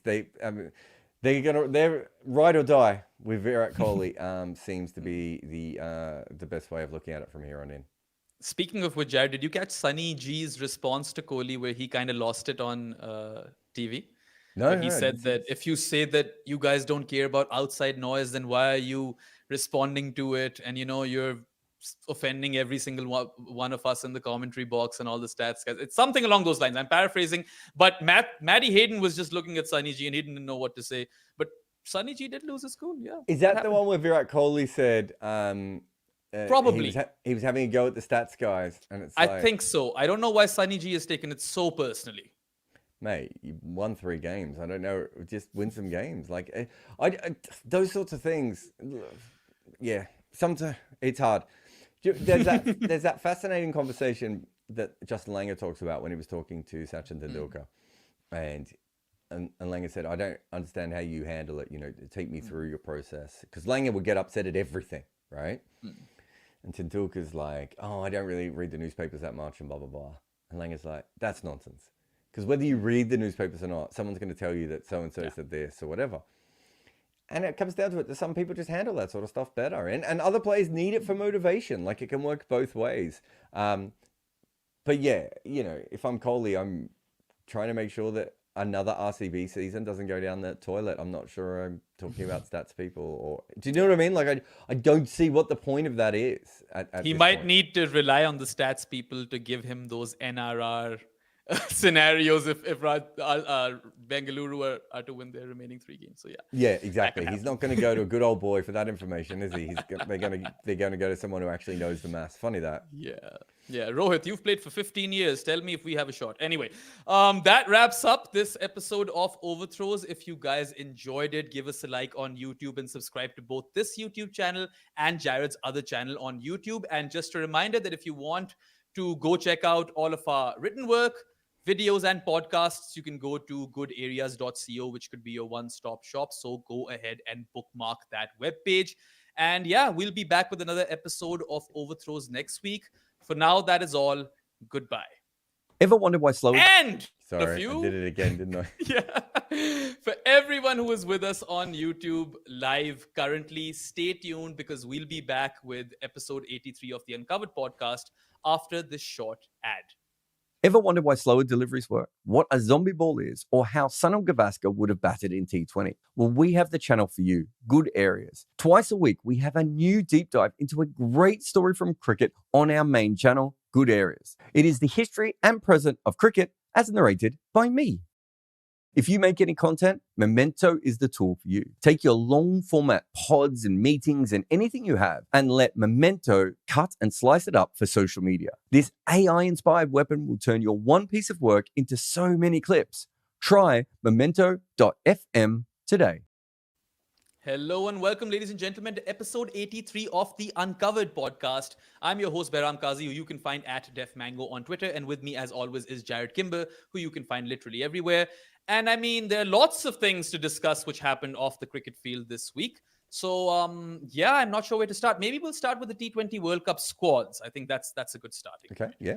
Yeah, and just a reminder to everybody, whoever wants to, view our written work, videos and podcasts, you can go to goodareas.co, bookmark that webpage. It's your one-stop shop for all the work that we do over here.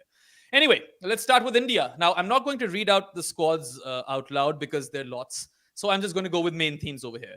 Rinku Singh not making it to the squad was big news. And I, for one, would have taken Sandeep Sharma as well because I thought that, he was one of those seamers who had done consistently well, both at the death and this year also very, very well in the power play. So I thought he fixed or filled a lot of gaps and holes for India in that regard. And I somewhat get Sandeep getting dropped, right? Because, he doesn't have that kind of PR, I suppose, and they haven't invested in him like they perhaps have in Siraj. But Rinku has caused a lot of stir in, within Indian media and all of that. And when I looked at the squad, I was like, who do you bring him in for? You either take one wicketkeeper and drop Sanju Samson, or you take one of Jadeja or Akshar and drop one of those guys. And I don't know, man, it was tough. It was tough to make room for Rinku. Well, you can't actually play Akshar Patel, Ravi Jadeja, and Yuvi Chahal all together anyway. Yeah, so that's fair. Yuvi Chahal, I think he's brilliant. We both are huge fans of him, but how are they going to fit him in if they're going to use one of these left-arm finger spinners? And they've got 2 of them in the squad, so clearly one of them's going to play. I don't understand this idea of having a backup wicketkeeper in your squad when you can have injury replacements. Yeah, that is a very fair point. You know how I feel about this. India, and this is not just India. I think there's so many teams. This happens to associate teams, and it happens to the big three teams, and it probably happens to teams in the middle as well. These squads are too small, and they don't make any sense. I don't know why they still don't have 18-member squads in ICC tournaments. Here's one for you. Who doesn't want Fraser McGurk or Mayank Yadav at this World Cup? No one. Everyone wants them. Right? They're not there because Australia want a backup batter. I disagree with Australia's theory on that because Marcus Stoinis and Matthew Wade can both play positions 1 to 7 and have at times anyway. But that's why India and Australia don't have those kinds of players in their side, whether it be Rinku or Abhishek or any other, other exciting, dynamic kind of player. How is that making this a better World Cup?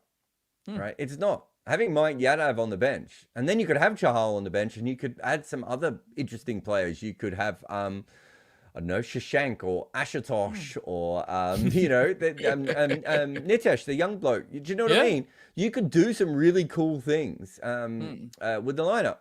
Instead, we've got Josh Inglis and Sanju Samson. And I'm not saying those two don't deserve to be in the top 16 because as the way it is scheduled, I kind of get that. I don't want them in this. I don't want them to be the automatic players that come in. I want Fraser McGurk to be in the mix, right? You want the radical picks. Yeah, I want Dylan Brevis to be in the mix. I want there to be some more dynamism. I mean, imagine Australia and India start struggling, and it's like, ooh, they're making the big move. Inglis is coming into the side. They're making. They're making the big move. Sanju Samson's coming in. Who's getting excited outside of people from Western Australia or Kerala for those calls? Yeah. Right? No one else gives a shit about those calls. Yeah. And that's not slagging off those players because they're really, really good. And it makes sense in that kind of squad. So there's my biggest issue. Right? But let's move that away because I'm always complaining about that. I get that. I think there's one too many bowlers. While we're on Australia, because there's just one major talking point, which is Jake Fraser McGurk. We'll come back to India. But, we've been talking about it in all of our Overthrows podcasts. Initially, we thought maybe he's not quite ready yet. Then, at least for me, he showed me what he can do versus spin. And I was like, okay, if he can do that versus spin, then he's automatically in the conversation. Then we discussed how in a top 3 of Warner, Head, and Marsh, where does he fit? But surely, I mean, you take one wicketkeeper over here and replace that one slot with Fraser McGurk because I think Australia's issue is far bigger than India's. It may not matter. These two teams might go on to win the tournament, right? Yeah. It may not matter at all. But I think their issue is bigger because they're like, oh, we need a backup batter. And it's like, but you have flexibility in your actual starting 11 where you don't need to worry about that. I'm not sure India quite have that kind of flexibility just because Stoinis and Wade are both batted everywhere because they're friggin' old as nuts, right? Like, they've been around a long time. So I think that's a bit of an issue. Yeah. But the other one is what we talked about the first time Fraser McGurk's name was mentioned, which is Mitch Marsh is probably going to have to bat at 3. Cameron Green is going to have to, if he plays, going to have to bat somewhere in the top 3. Yeah. If they play Warner, they've got Warner, and Head is automatic. Fraser McGurk doesn't fit perfectly into that. And they're going to want some more bowling out of, and Mitch Marsh has to play. They're going to want some more bowling out of Cameron Green at one point. So, I think they're in a situation where it isn't completely perfect. To go back to the India one, I think they've got too many spinners. I don't think you need that many spinners. They had to make a decision between Jadeja and Akshar Patel, right? That would have been the best way to do it. Or you pick both of them and Chahal doesn't go. Or you take one keeper and the other one is a traveling reserve. You could do a bunch of these things, right? Yeah, maybe you could do that too. I just feel like they've got a lot of... It feels like a very safe squad. And, I've done a whole video series on... I think India come to World Cups and they play it too safe. And and it feels like the exact same thing again and again and again. That doesn't mean they won't win this World Cup. I think they're still currently favourites with most of the bookmakers. But there is one caveat, Jared, and Cheyenne and Varun were talking about this in our group chat of how they don't really trust any of the seam bowlers apart from Bumrah because Bumrah is operating at a different planet. But then you've got Siraj, who's had a terrible IPL, barring a few games. And Arshdeep, okay, left armour, love that. Swings the ball both ways, love that as well. Has he been the best left-arm seamer in this IPL? No. You've got Khalil, you've got Mohsin. I mean, they're not great options, but... You've mentioned 2 other players, and you haven't mentioned Natarajan, who I think is And the second best. Natarajan, yes. He's the second best Indian bowler in this tournament, right? So There you go. if you have Natarajan, can you not be in a situation where you use Bumrah as a more attacking threat? And you say, That's true. we trust you, Natarajan, to bowl two overs at the end. We're going to get you to bowl the Bumrah overs, maybe 17 and 19. We'll get Bumrah to bowl the 18th, but we want him to bowl the 12th. We want him to bowl the 2nd and the 5th, or the 1st and the 4th, or however we do it. And we're going to attack teams. And if these teams want to block out Bumrah, great. They can block out Bumrah, and then they have to deal with Jadeja and Kuldeep and Akshar and Chahal, whichever one of those guys that they end up going with straight after, right? Do the pincer movement, from that point of view. That would be the attacking option. Yeah. Arshdeep not bowling particularly well. Hasn't really bowled well probably since the last World Cup. Yeah. I still like Arshdeep, and I still think he'll be a really, really good bowler. But if you're bringing Arshdeep and you're bringing Siraj and you've got Avesh Khan as your backup. Yeah. And Khalil as your backup. And Khalil. With no Sandeep. Sandeep and Natarajan Sandeep and Natarajan have been the 2nd and 3rd best Indian bowlers of this tournament. Now, that doesn't mean that you necessarily take them, but I think that might be the better option, and that might have unleashed Bumrah a little bit to go. Yeah. No, we're gonna back Natarajan. I really like Natarajan. I just think he's a really good bowler. And when he's fit, I think he's fantastic. His biggest problem is he's never fit. But I mean, Avesh Khan is such a baffling decision, because you're watching him bowl in games where the other Indian bowler looks twice as good in every single game. Yeah, it is a strange one, right? He had some good games up front in the IPL, but I mean, he's not a bad player. He wouldn't have been my reserve pick. And I personally feel that India went for 2 seamers with Bumrah, who they had invested in, and that's just, again, like you said, safe option. But I look at the squad, and there are 2 potential combinations that they can play. One combination in which they have a really deep batting order, and one in which they have a lot of strike bowlers. Now, we always fear that they'll fall prey to the Evan Gulbis effect if they go the strike bowling route. So how do you see them shape up? It's really interesting, isn't it? I suppose what you would do is you go Siraj, Bumrah, Kuldeep at 8, 9, 10, and then you then bat the long batting order, and you have the guys down. I don't know if that means Shivam Dube needs to bowl. I don't think it does.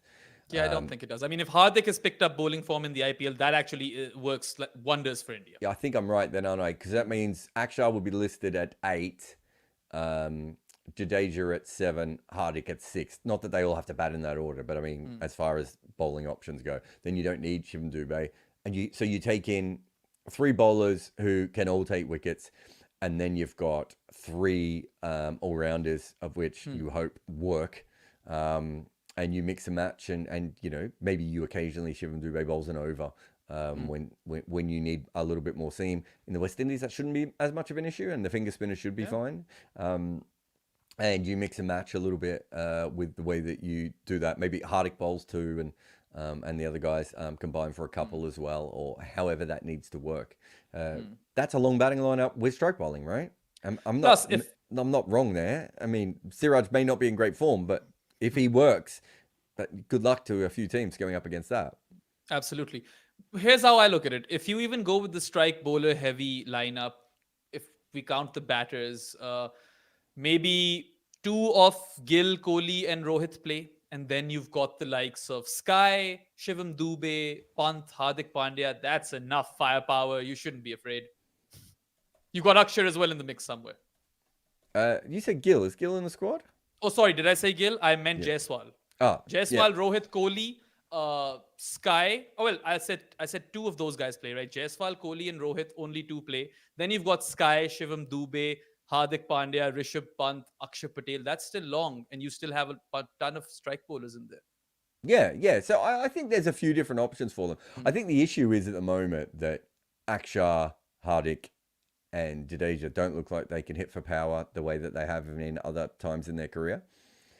And so that takes us back to Rinku Singh.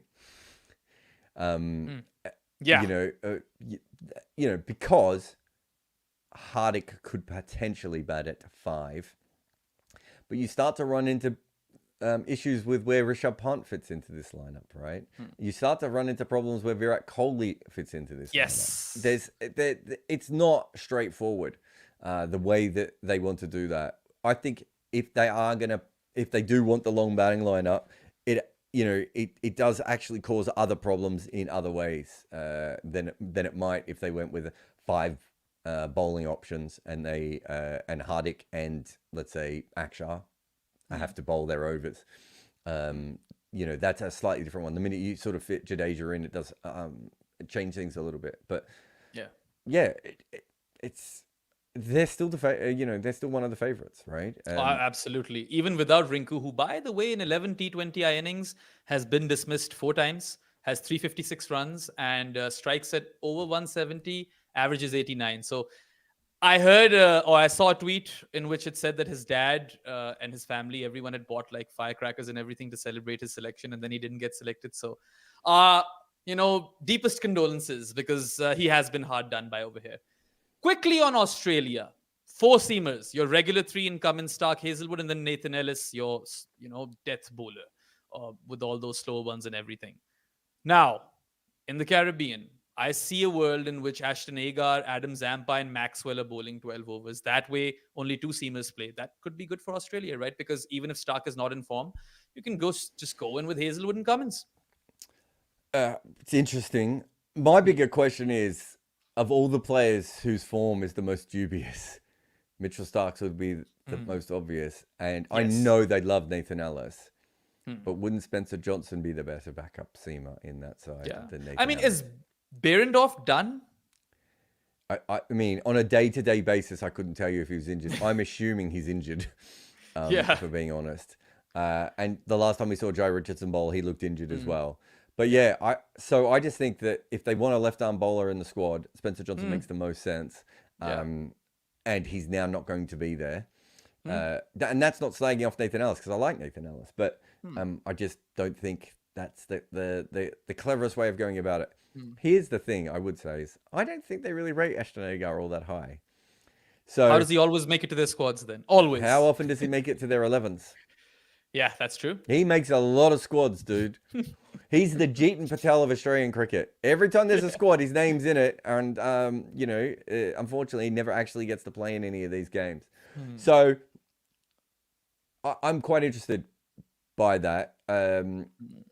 And how they go at it. I don't think they'll be that confident with having that kind of lineup. But if they have Stoinis, if they have Marsh, probably not Green, I think we might see them, try the 2 full-time spinners and the part-time spinner for 10 overs, and then 2 seamers and 2 part-time seamers for the others. They've been pretty happy to go in with Maxwell, Stoinis, Marsh, Green, whoever they may be, to make up their 4th and 5th bowling options. Probably more their 5th bowling options at times.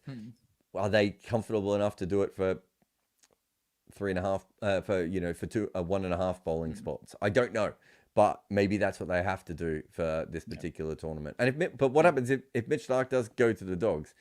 It does change who they are as a team quite dramatically. Absolutely. But good thing is that Hazelwood is probably fresh for this World Cup. And Cummins is having a great IPL. So, I mean, Australia, I think, is probably the strongest squad that I amongst all of them. I would say Australia is the strongest, just because you've got such firepower in the batting that maybe your bowlers need to be good enough. They don't need to be exceptionally well. Plus, Adam Zampa has also not played the IPL. So those are some fresh legs. Anyway, for all our New Zealanders and Black Caps fans, we actually reviewed their squad in last week's Uncovered. So go check that out. Right now we have West Indies, England, and South Africa coming up. Let's go to the West Indies first. Host nation. And when I looked at the batting, I was like, ooh, no Kyle Mayers, and still looks incredibly strong, right? But when I look at the bowling department, I feel like the spinners are a bit over-reliant on Gudakesh Motie. And there is no wrist spinner. There is no left-arm pacer, so Obed McCoy didn't make it. And the death bowling seems to be a bit of an issue. So how frequently can they outbat teams? And how good can Motie be to kind of carry the spin attack on his own? Those are the major issues. Like Roston Chase, not the same thing. Yeah, it's It's interesting. I remember on our group chat, people got quite excited about it. And so I looked at it, I think after all you guys had looked at it, and I was like, Johnson Charles, Roston Chase, Shy Hope, Brandon King. There's a lot of players. Charles and King have been doing really well opening the batting, right? Not saying they haven't. It's not, it's not Travis Head and David Warner, is it? Do you know what I mean? Like, if they're going to beat teams with batting, how are they going to beat teams with batting? Looked at this. The Puran Shimron thing, I've always thought that is a huge strength, but we've never seen it work.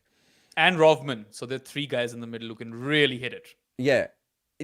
It's good, but I'm not sure I'm feeling it. And then let's go to your bowling point.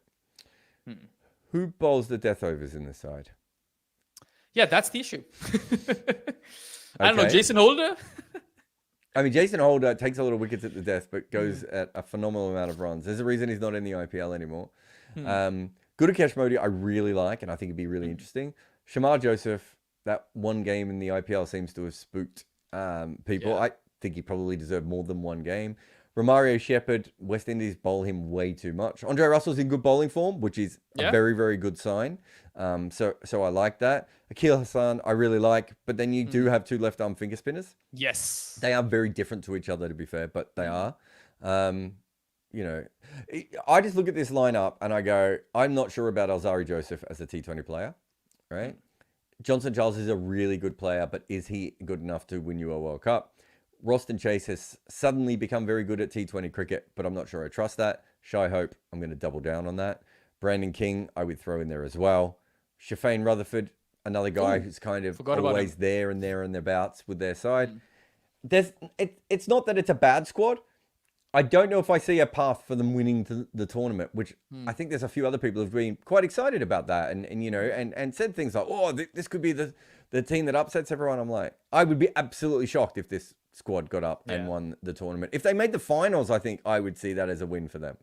Yeah. I mean, that bowling does look a touch weak, and I think Moti will have to do a lot over there. But the batting, I think I trust them a bit more than you do, because there's lots of firepower in there, and I can see them chasing down large totals, if it even gets to that on those surfaces. Because I'm assuming they're playing all their games in the Caribbean. Why would they go to the USA, right?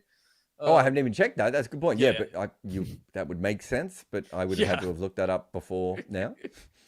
Anyway, let's move on to England, and Joffers is back, baby. Finally, after so long, we're going to get to see, hopefully, fingers crossed, we're going to get to see Jofra Archer, who's got some pretty good company in the pace bowling attack. Like, we've got Mark Wood, we've got Reece Topley, who might not even get a game because they might opt for Sam Curran, strengthen the batting. And then Chris Jordan is in fantastic bowling and batting form. Two selection calls that were a bit, iffy were Tom Hartley and then Ben Duckett. Now, Duckett, I understand. Slow surfaces, has all the different kinds of sweeps, and is a decent T20 bat. Good backup. Hartley, don't really understand that one. So what's your take? At least he's played it. He hadn't really played first-class cricket all that much before he played before. I think they've come to a point at which they are just picking players on style and on fit. Is Tom Hartley the Ashton Agar of... Do you know what I mean? Like, you have him in your squad and you feel a little bit more comfortable. Why isn't Liam Dawson their Ashton Agar? Because he's supposed to be the Ashton Agar. He is. He's the World Cup winning Ashton Agar. Yeah, but I think they probably want a taller spinner.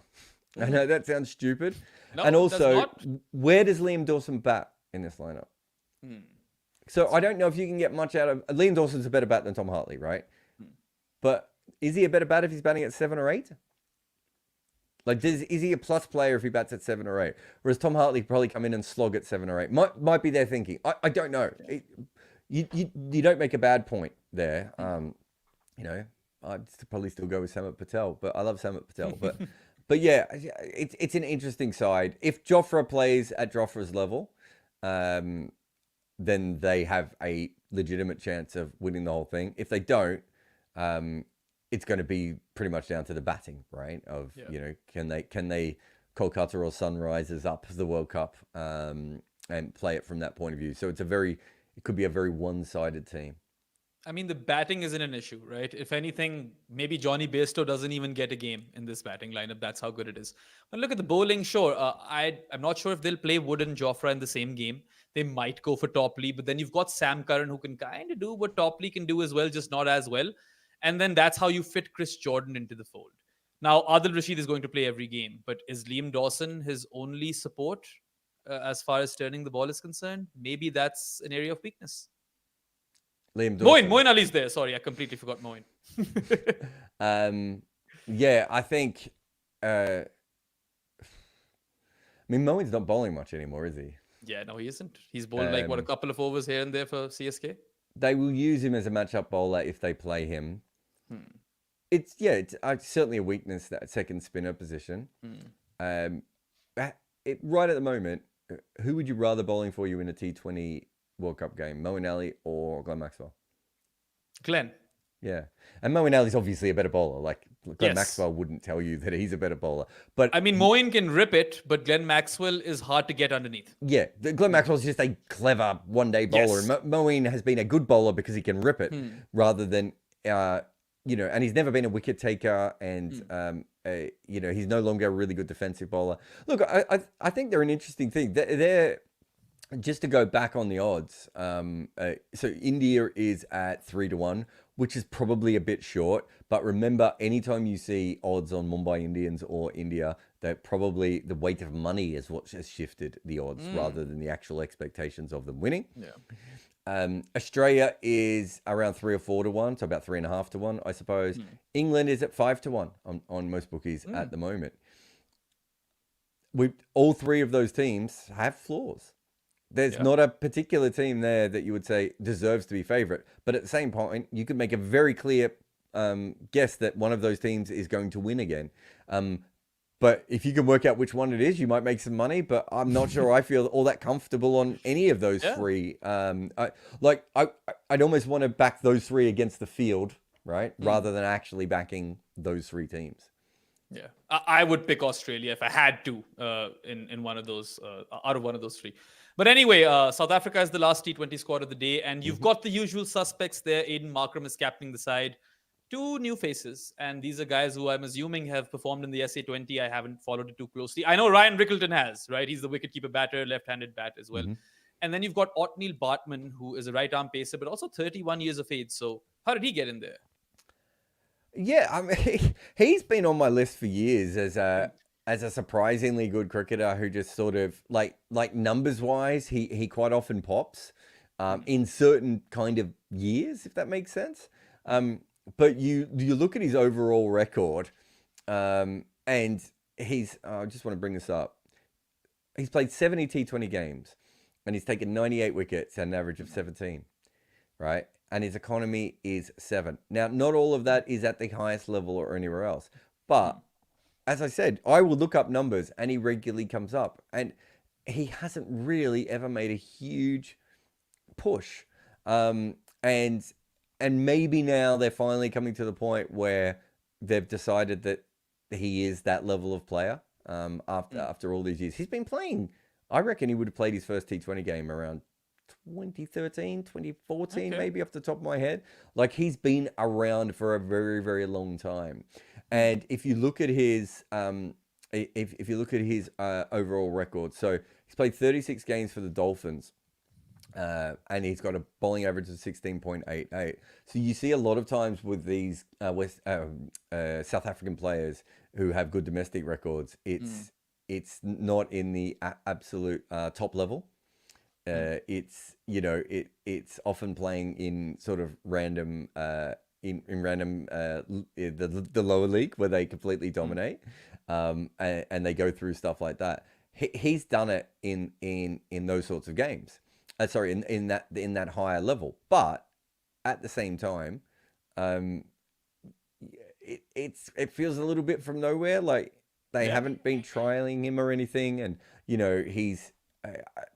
It's a fascinating one. I haven't read any articles by some of the great South African writers out there, but I'd be interested in what Telford and Lugani and Manthorpe and those sorts of people make of this, because it does feel like, from our perspective, he's come from nowhere, right? And as I said, for me, he was a statistical anomaly before this. So I don't know. I don't know really what to make of it all that much. I'm just trying to bring up. Sorry, just 1 second. What have I got here? So in 2023, he took 12 wickets in the SA20 at 17. This year, he took 18 wickets in 8 games, an average of 12, right? All right, then. So we're more than happy with that. And as I said, I have seen his name come up in so many databases as one of the best bowlers in the world from time to time. My question is, they didn't just learn about him. Yeah. So why is it taking them this long to actually get him in? I mean, he's older than I am. He's got a year on me as well. But yeah, I mean, well, let's see how that pans out for them. And even if he gets a game or not, because of course their pace bowling, stocks are stacked. Ryan Rickleton is someone who CS is really excited about. That's what I know. So here's to hoping that he can replicate some of that SA20 form for South Africa. But anyway, that kind of wraps up the T20 World Cup squads bit on Uncovered. Varun says in the comments that West Indies do play all their games in the Caribbean. Guyana, Trinidad, and St. Lucia to start. So there's some info for you guys. But yes, stay with us. We're going to take a short break and we're going to come back with some Pakistan news as always. And also some interesting news, which we'll get to. But yeah. Good Areas is our catch us other right YouTube channel. And twice a week, it covers the great cricket stories from today and from 200 years ago. Like how a late 1800s blogger decided which games were tests, and that actually stuck. Also, why Ishant Sharma was one of the biggest comebacks we'd ever seen in our sport, and whether captaincy affects batting. For all of this and more, go to Good Areas twice a week. In cricket, we protected our groin a full century before we looked after our brain. So don't be like our sport. If you need a VPN, go Nord. Use nordvpn.com/Kimber to get a huge discount on your NordVPN plan, plus 4 additional months for free. It's completely risk-free as well with Nord's 30-day money-back guarantee. The link is in the show notes. Cricket wouldn't be the same without protection, and neither is your computer. Use NordVPN today.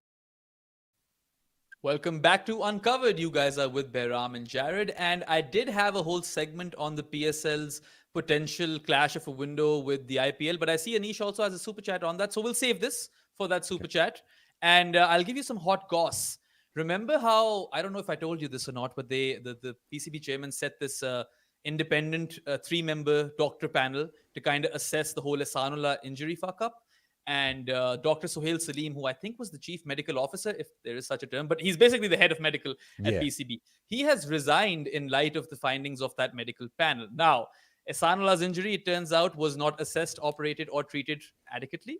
And there was a delay in diagnosis and inappropriate prescription of treatment. So much so that the surgery was actually hurried. And the choice of surgeon was inappropriate, that they just gave the job to someone with no experience and someone who doesn't really specialize in sports medicine, which is, well, I don't even know what to say about that. As a result, Ehsanullah is now out for another year and will require more surgery. And who's to say whether or not he ever comes back as that 155 kilometers per hour thunderbolt bowler. They also have said that Ehsanullah had some non-compliance with the rehab plan, but they never provided him with a formal rehab plan. Whatever plan was provided was inadequate. So I don't understand how this falls on him. And by the way, Jared, this dude, Sohail Salim, I don't even want to call him doctor at this point. He was fired by Rambo, or at least in that era, might have been fired by Wasim Khan or Rambo, one of those guys. And then he was brought back by Sethi. After he was fired, post-COVID bubble fuck up in the PSL, if you remember that. That's why he was fired. Najam Sethi, when he came back as PCB chairman, brought all of his old guys back. Dr. Sohail Salim was one of them. And you've got to hold Sethi accountable as well. As far as this doctor, I feel like you need to revoke some licenses at the very least. And you also remember the Naseem Shah injury. He fucked up then too. Like he was complaining about his back and shoulder, and Naseem was out of the ODI World Cup. So good news is that he's resigned. Bad news is that there's still an injury list which are following prescriptions prescribed by him. It doesn't sound professional to me. Yep. I mean, it's really, really glaring. I'm happy that at least they put a panel up, but this guy's got to pay. Like, if you do this in another country, you can't practice anymore. Yeah, I mean, there is a difference between being a bad doctor and being a malpractice, right? And they might just say he's a bad employee and he loses his job and gets his reputation ruined. His looks like that's what it's on the road to. There's a big difference between that and malpractice, right? And I don't know what the malpractice lawsuits are like in Pakistan, but if I'm a professional athlete who's missed out on 6 to 12 months of extra cricket and being able to, forward my life, especially if I'm a fast bowler, I'd be interested to know if I had any recourse. And, that's all allegedly, and we have no idea if what we are hearing is legit, because some of the stuff that comes out of the PCB is obviously not always full of truth. Is maybe the best way of putting it. As Shaheen Afridi might put it. Yeah, I suppose. What I'm really pissed off about is that they told him to, do these exercises or whatever, which aggravated his elbow injury, and they never diagnosed his shoulder injury. So what the fuck are you guys doing? Like, this kid, he's not actually a kid. He's one of those guys who I feel has corrected his age or whatever. But he was quick. He was really, really quick. And now all of a sudden he might never be able to play at this level again. You have to hold someone accountable. Screw Sethi as well. Why'd you bring him back after all of that drama? Like, this is a guy who fucked up a COVID bubble when that was a big deal. So, I mean, it is a bit shocking to me. You know what else is shocking?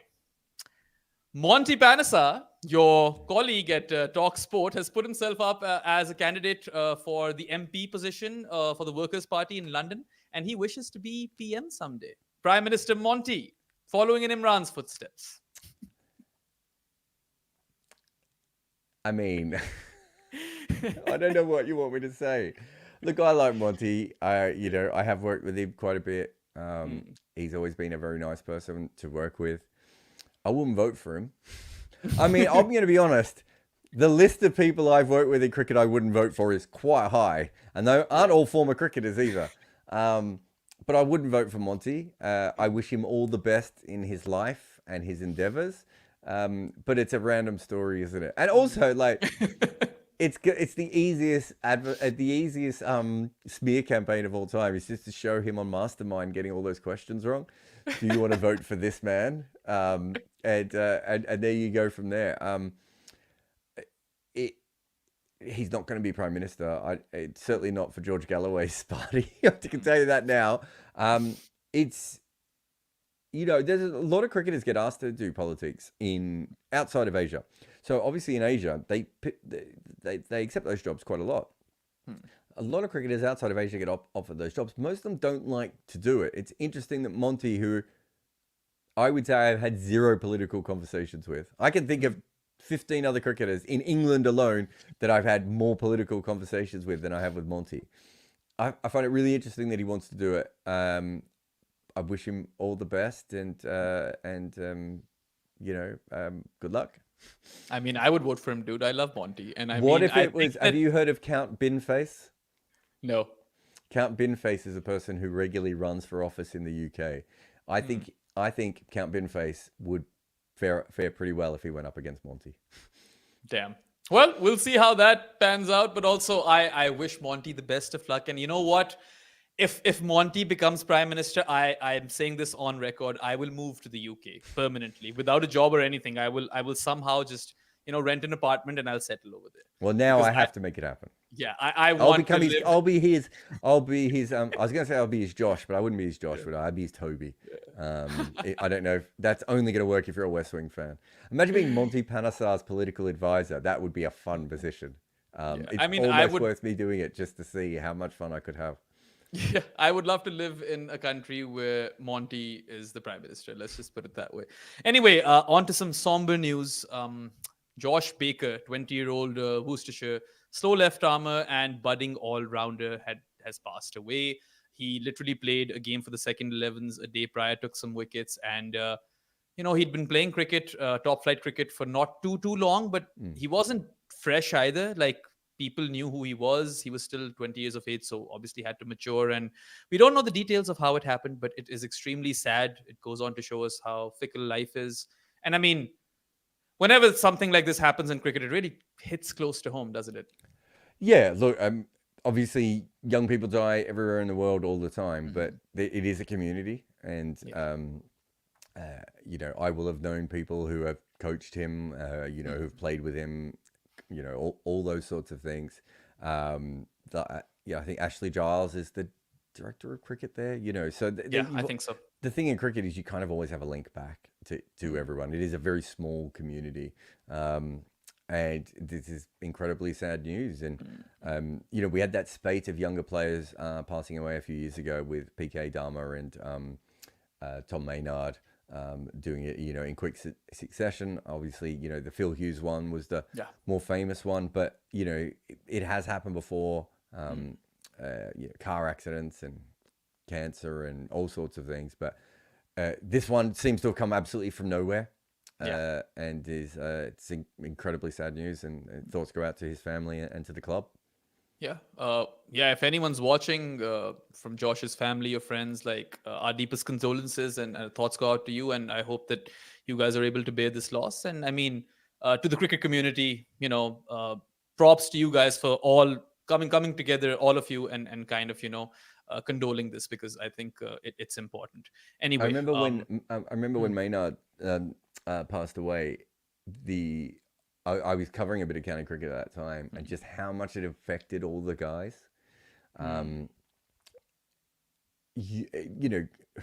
It's different than a normal work environment. It is a work environment, don't get me wrong, but it's different than a normal work environment. And you're not always friends with your teammates, but there's a different bond than just being a worker colleague with them at times as well.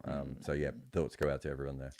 Absolutely. And from what I've read, he seemed to be a very delightful, young character in the team who was very sprightly and kept everyone, not only motivated, but he was just very kind. And that's what I've heard of him. But anyway, let's move on to the super chats then. All right. Anish asks, why are betting websites have India favored for World Cup? Looks like betting people are not aware of India, LOL. So remember, with bookmakers, it's not just about who they think is going to win. They have to prepare for the fact that if every Indian in the world backs them and India do win, they're going to lose a ton of money. So they have to come up with a realistic price that doesn't stop people betting on them, but also doesn't bankrupt them if India win. They can't be in a situation where they lose out if one team wins. They're trying to make sure that they win no matter what. And that doesn't always happen.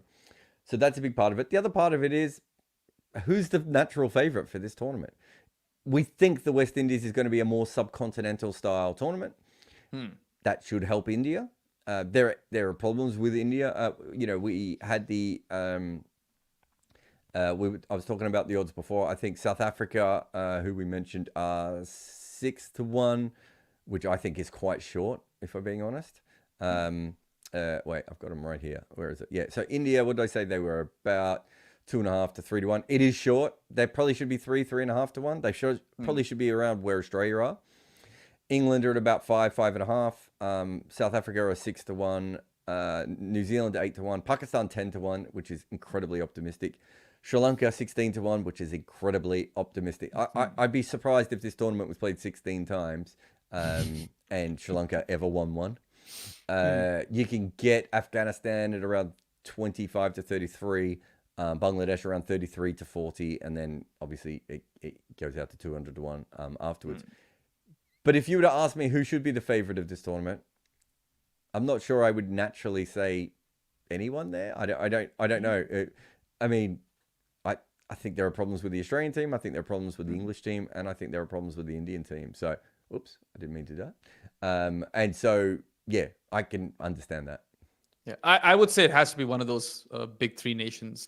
It has to go to one of those. That's what conventional wisdom suggests. So I think that's what the bettors are going with as well. Oh, but the betting market, sorry. I was going to say, as the tournament gets closer, you might see a swing towards Australia and England anyway. My guess is that England will come in and India and Australia will. So if you're looking for better odds, and also the other thing I would say is the best time to bet on the World Cup winner is usually after the first couple of games. Because the odds go absolutely dramatically in all sorts of directions after one game.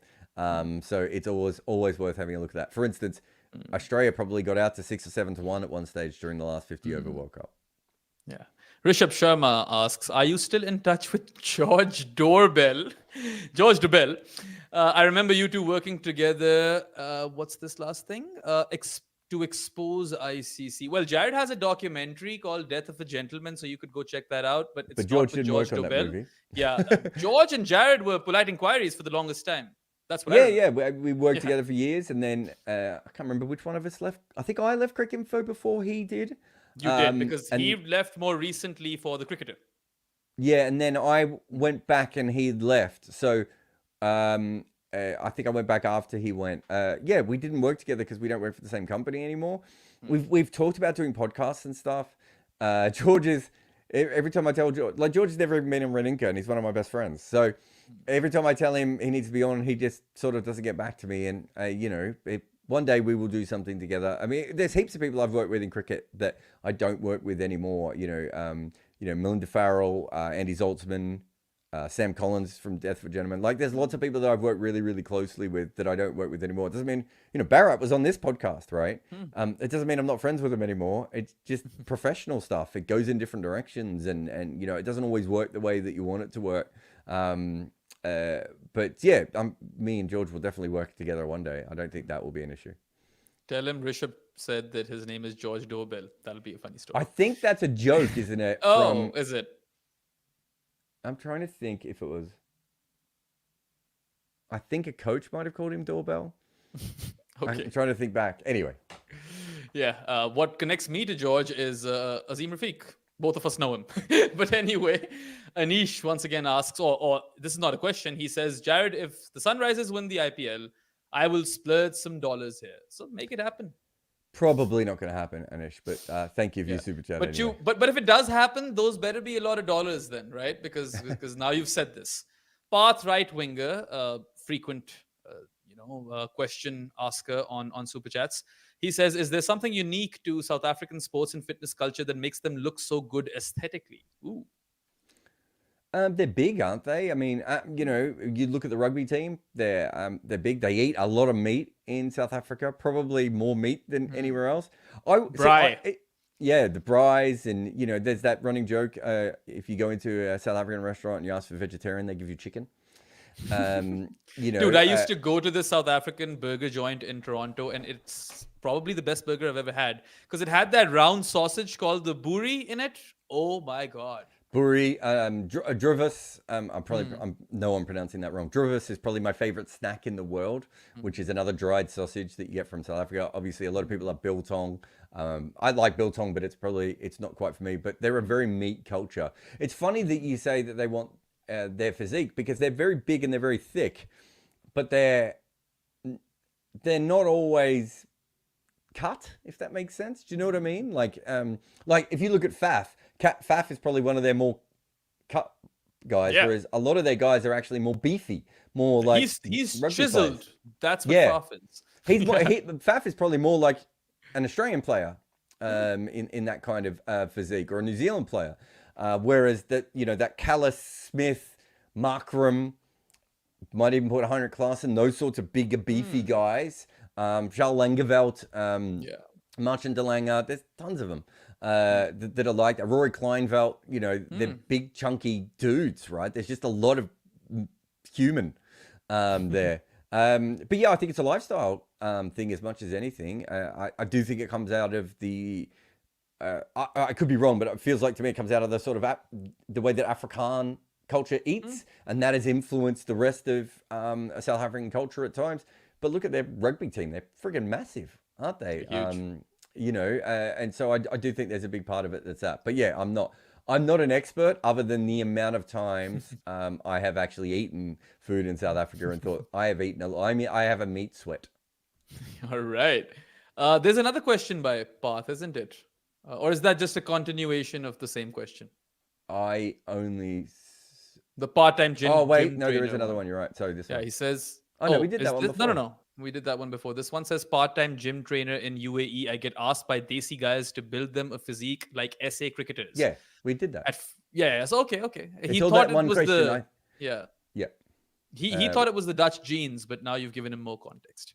All right, well, Anish. Dutch people are really, really tall, but I mean, I know Dutch people and I know South African people, and I would say South Africans are thicker, right?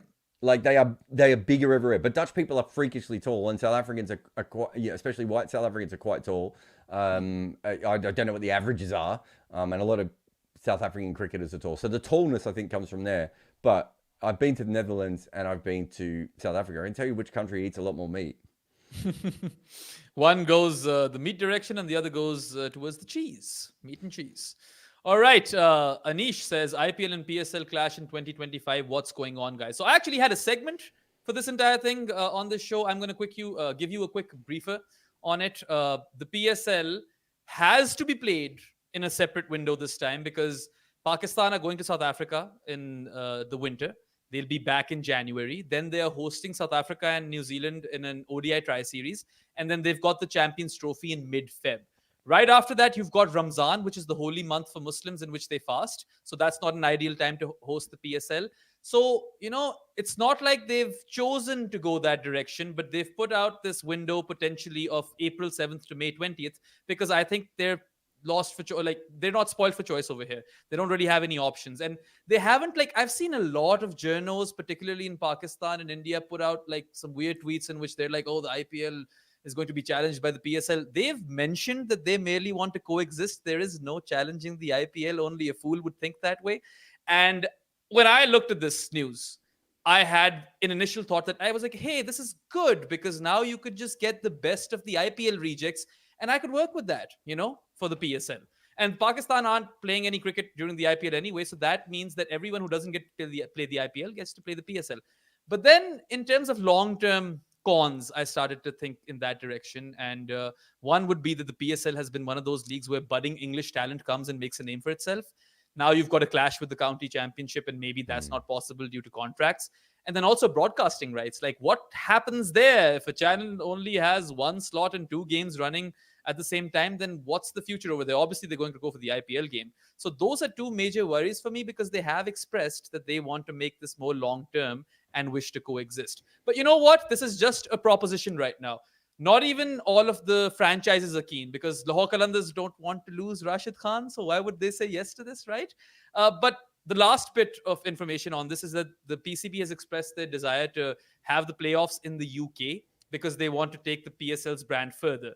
It's a double-edged sword. People in Pakistan love the PSL. You could have just Pakistani players playing that tournament and people would fill up the stadia, right? Even with weaker foreign representation, the numbers in terms of viewership have gone up. So I understand, their logic of wanting to enhance the PSL footprint, but it comes at a cost. I think the PSL is going to be a domestic-only product going forward. And so if that was the case, I would only play it during the IPL. Interesting. That gives you 10 months for the rest of the year to play international cricket when everyone's playing international cricket, right? Otherwise, you've got, how long does it take? 6 weeks? 5 weeks? Yeah, so 7th April to 20th March May is around 5-6 weeks. Yeah, you're right. So you've got 5-6 weeks where you have that, and then you have 2 months where you have the IPL, where you also can't play many teams, which essentially means you're missing 3 months of the year for international cricket at the moment, which is making everything else a little bit tougher. I don't know how much money they make off international TV rights, but I'm going to assume it's not going to make a huge dent in the PCB's coffers to not have it. You could save money by having lower value international players playing for you anyway. Rashid Khan costs an absolute fortune. Andre Russell costs an absolute fortune. Or Karen Pollard, all these guys. And I think I said this at the time when all those teams pulled out of the series to Pakistan. The best thing for Pakistan cricket would be to make sure that the PSL works as a purely domestic product and appeals to Pakistani people, and it becomes the IPL of Pakistan. Right? Yeah. Not you don't want it to be the Big Bash of Pakistan or the 100 of Pakistan, right? You want it to be the IPL of Pakistan. And if it does that, then it is an absolute success, and it will help train and fund cricket in Pakistan for years and years to come. It's not... what's its best case scenario? That it's the second most popular league in the world? Yeah, and I don't even know if that's a possibility, if we're being honest. Not with the SA20 and ILT20 and all of these other leagues around, because Major League Cricket's the only, and the 100 are more likely to do that. And there's big money there.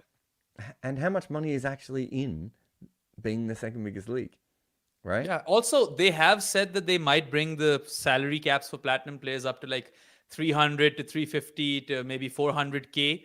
for that short amount of time. And currently, I think the highest one is like 220 or 200, something like that. But then, you're going to have to wait for the IPL auction and then have your draft after that and check with all of those players whether or not they want to participate. It might be possible just for the 1 year. But yeah, I think you kind of make sense. I don't see long-term feasibility over here, unfortunately. But if they find some happy space in between in which whoever's done with the IPL, like the Jason Holders of the world, if they just start to come to the PSL instead and earn a lot of money, right, as platinum players, I take it.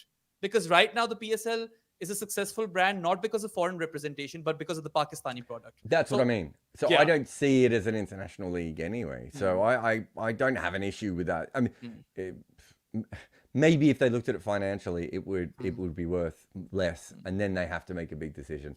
I'm not sure how much less it would actually be worth, if we're being honest. Fair enough. All right, Anish, with one final question, asks, did you guys read Lawrence Booth's Wisden article? See, I've heard a lot about it already, but I haven't had the time to read it. I haven't read it either. Yeah, I've been asked more questions about it than read it. I mean, it feels like it's already old news anyway. But yeah, I haven't read it. Yeah. Oh, there's another one. Anish, once again, thanks for all the money, buddy. Guys, in a world where there is no India and no billion people country, how do you think cricket would fare? Would some other country take India's place? I mean, we're talking about hypotheticals over here. We lived in an imperial world. Maybe it would never have shifted. Well, I mean, it depends on how you mean, Anish, because with all the money and the billion people, Australia has still been the dominant force of winning cups and everything, even of recent times. So in some ways, I think you have your answer on how it would go. I still think it would have gone to franchise. Where that would have happened without India is interesting. How that would have gone. But eventually, one way or another, it would have had to go to franchise, because the franchise model makes much more sense in modern sport. And the way that we're going with sports all around the world, it was always going to go to that. So the India part of it is probably supersized by one person and his ego and making that tournament happen.